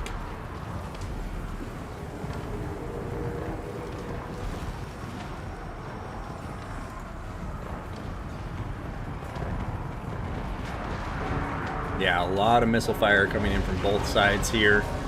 A lot of Glade Guard though, so we'll see how they do. Glade Guard all opening fire like crazy. Ooh, look at that. Dreaded 13th spell going down, but just narrowly missing the Iron Drakes, which I believe were their intended target. So nice job from the Dwarfs there, and we'll see what Alfredino does with that Halberd summon. Looks like he's sending him after the Iron Drake torpedoes.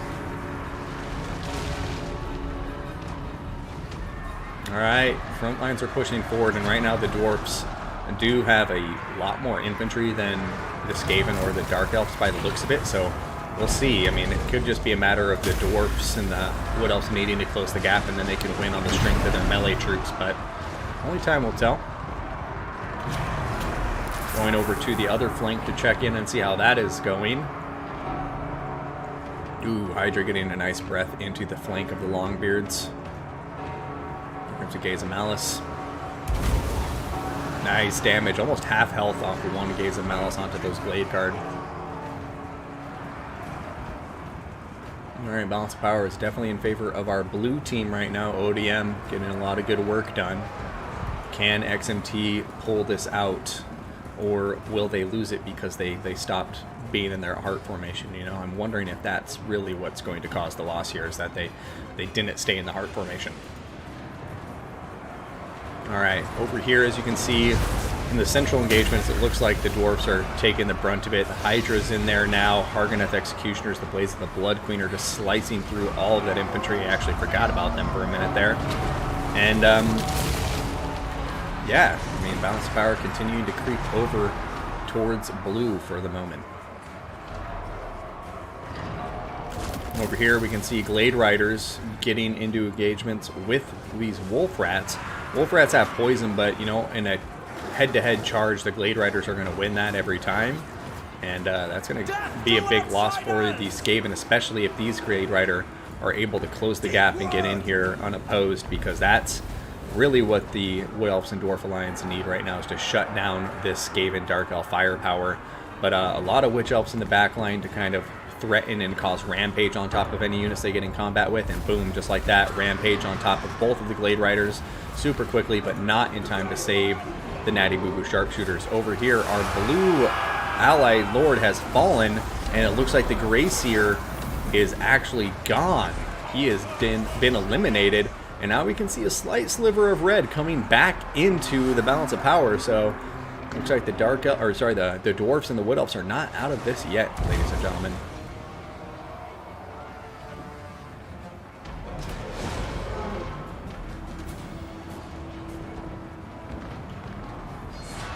Yeah, Poison Wind Mortars continuing to fire away. That is just so painful. You know, they're just going to continue putting so much damage out, and also, I think, continue routing so many of these Dwarven units that are having a hard time getting their leadership back. Over here, oh wow, would you look at this. The Hero Squad, Gotrek, along with Grombrindle and the Ancient Tree Man, are just slaughtering everything. Malekith just took so much damage. The Akanite Assassin is getting smashed. Is that going to be a Soul Stealer, though? Oh, no. There's an Assassin's Trophy. Yeah, okay. Shades are doing a ton of damage to the Ancient Tree Man. He's trying to pull out in a retreat. I like that decision quite a lot, as a matter of fact. We'll see if he can get out of here alive, though. I mean, Earthblood going down, but he's just not out of range yet. He's only at 1300 HP, and the Dark Elves could potentially eliminate him. There goes an Arrow of Kurnos, and it's going to kill off Malekith for good. And just like that, the balance of power is completely shifted the other way, ladies and gentlemen. We have the Hydra routing. We have the Dragonback Slayers in combat. We have Treekin, who are full health, in combat now. And look at that. XMT starting to pull this back into their favor.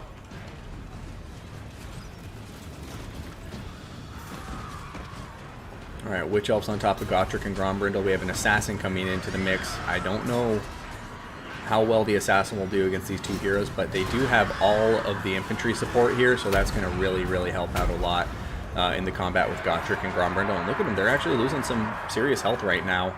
And with the Witch Elves supporting, it's not going to be an engagement that I think they necessarily want at the moment. But here comes some Dwarf Warriors with great weapons and more reinforcements from our red team, XMT, starting to pull through here. Balance of power, you can still see a sliver of yellow for the moment, so we'll see if they can bring it back. Over here, we do see that the Ancient Tree Man has regained his leadership. He's at 566, so still has a chance to stay alive and stay relevant in this battle. But now, see, the balance of power is really starting to shift over to our red team, as it looks like this last bastion of Skaven is starting to break under the pressure.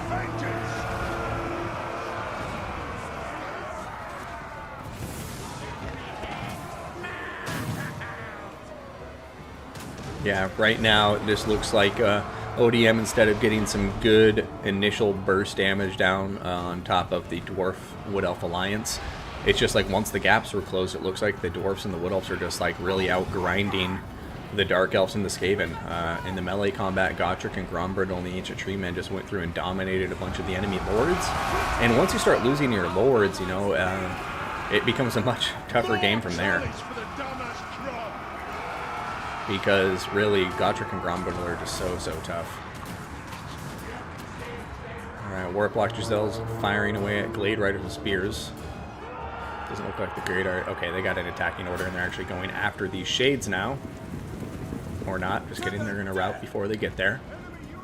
Balance of power still significantly in favor of XMT right now. And it looks like this might be the straw that breaks the camel's back, I'm not sure, as we see this Hydra start to rout. Fortunately, it should be able to outrun these two Dwarven units, but Smoke Bomb from Grombrindle may be available, so we'll see.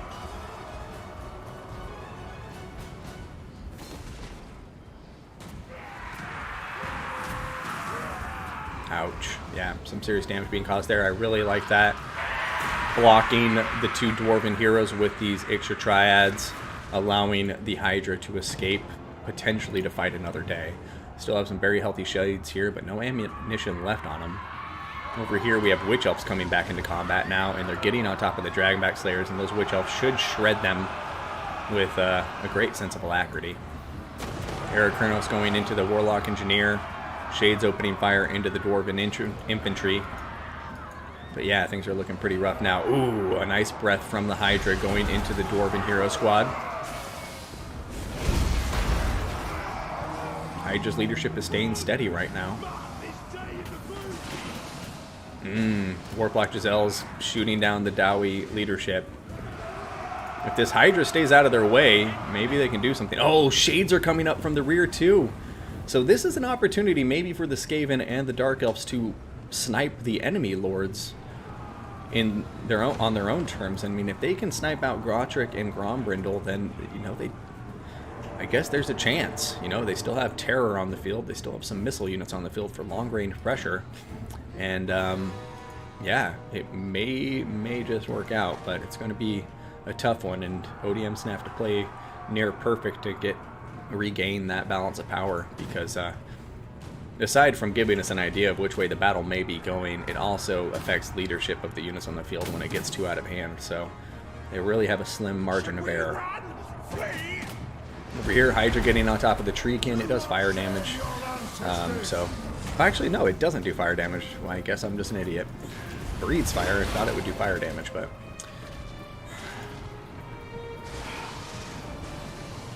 Alright, Dark Riders with shields coming out to smash into the Glade Riders. You can see, this is usually my favorite point of the battle too, is once everybody starts running out of units and it's really just down to bare bones and you're trying to make what you got works.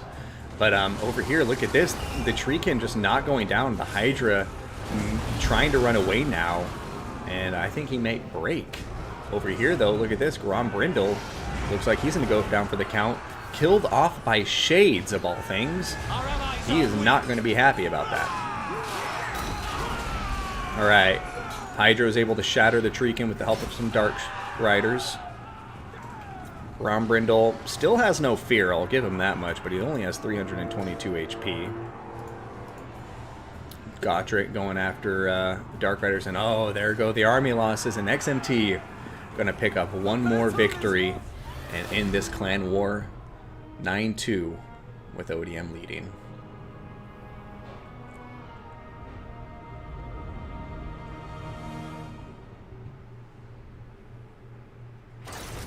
So let's go ahead and check value here. I want to see who did what. Hargoneth Executioners doing really good work. Shades MVPs for the Dark Elves there, in my opinion. And Dark Riders getting some good value too. Over here, I do want to see the mortars, and yeah, happy to check the mortars for you, Adactor. Well done, everyone. That was a great event. Completely agree. So thank you guys so much for tuning in. I mean, a big congrats to ODM for winning 9-2, but a huge congrats to XMT for still in the hearts of the people with some wonderful XMT memes on the field of battle. In particular, that Fiery Convocation X on top of the XMT was one of the most epic things I've seen in my life. Now, taking a look at the value here, Warplock Giselle's doing well, but holy shit. Yeah, the mortars. Look at the silver chevrons on these guys. 3,336, 3,500. They did so much damage. Together, they would have killed over half of one of the armies. So, Wolf Rats didn't do the best. Over here, Grombrindle, Gotrek doing really well for themselves. Dwarf Infantry, a lot of it paying for itself, but then a lot of it just getting dominated by the mortars, apparently. Slayer's doing good work. Trollhammer's doing good work. And then over here, Treekin, Wave Stalker's not doing too bad.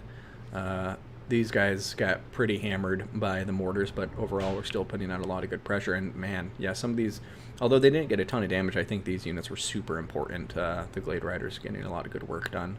So yeah, across the board, great games to everybody involved today. A huge thank you once again to Alfredino and Nimir and whoever, you know, helped organize this and for inviting me to come cast it. Sorry I was late. I am bad at time zones, but now I know moving forward that GMT +2 means something different. So yeah, just want to thank you all again for tuning in, and I'm going to be ending the stream from here so I can get back to my real life job. But don't forget tomorrow, everybody, we got bada bing bada boom, the Fresh Recruit League Championship, so that should be a good time. And then we have a regular tournament on Monday, taking a break this Sunday. So everybody, take care of yourselves. Thank you so much for tuning in. My son HW going to be signing out from here, and I'll see you on the battlefield. Thank you for the follow, Rampage41. I appreciate it. All right, everybody, take care. Be sure to follow and subscribe if you want more Total War Warhammer multiplayer content. That's what I fucking do. All right, bye, everybody.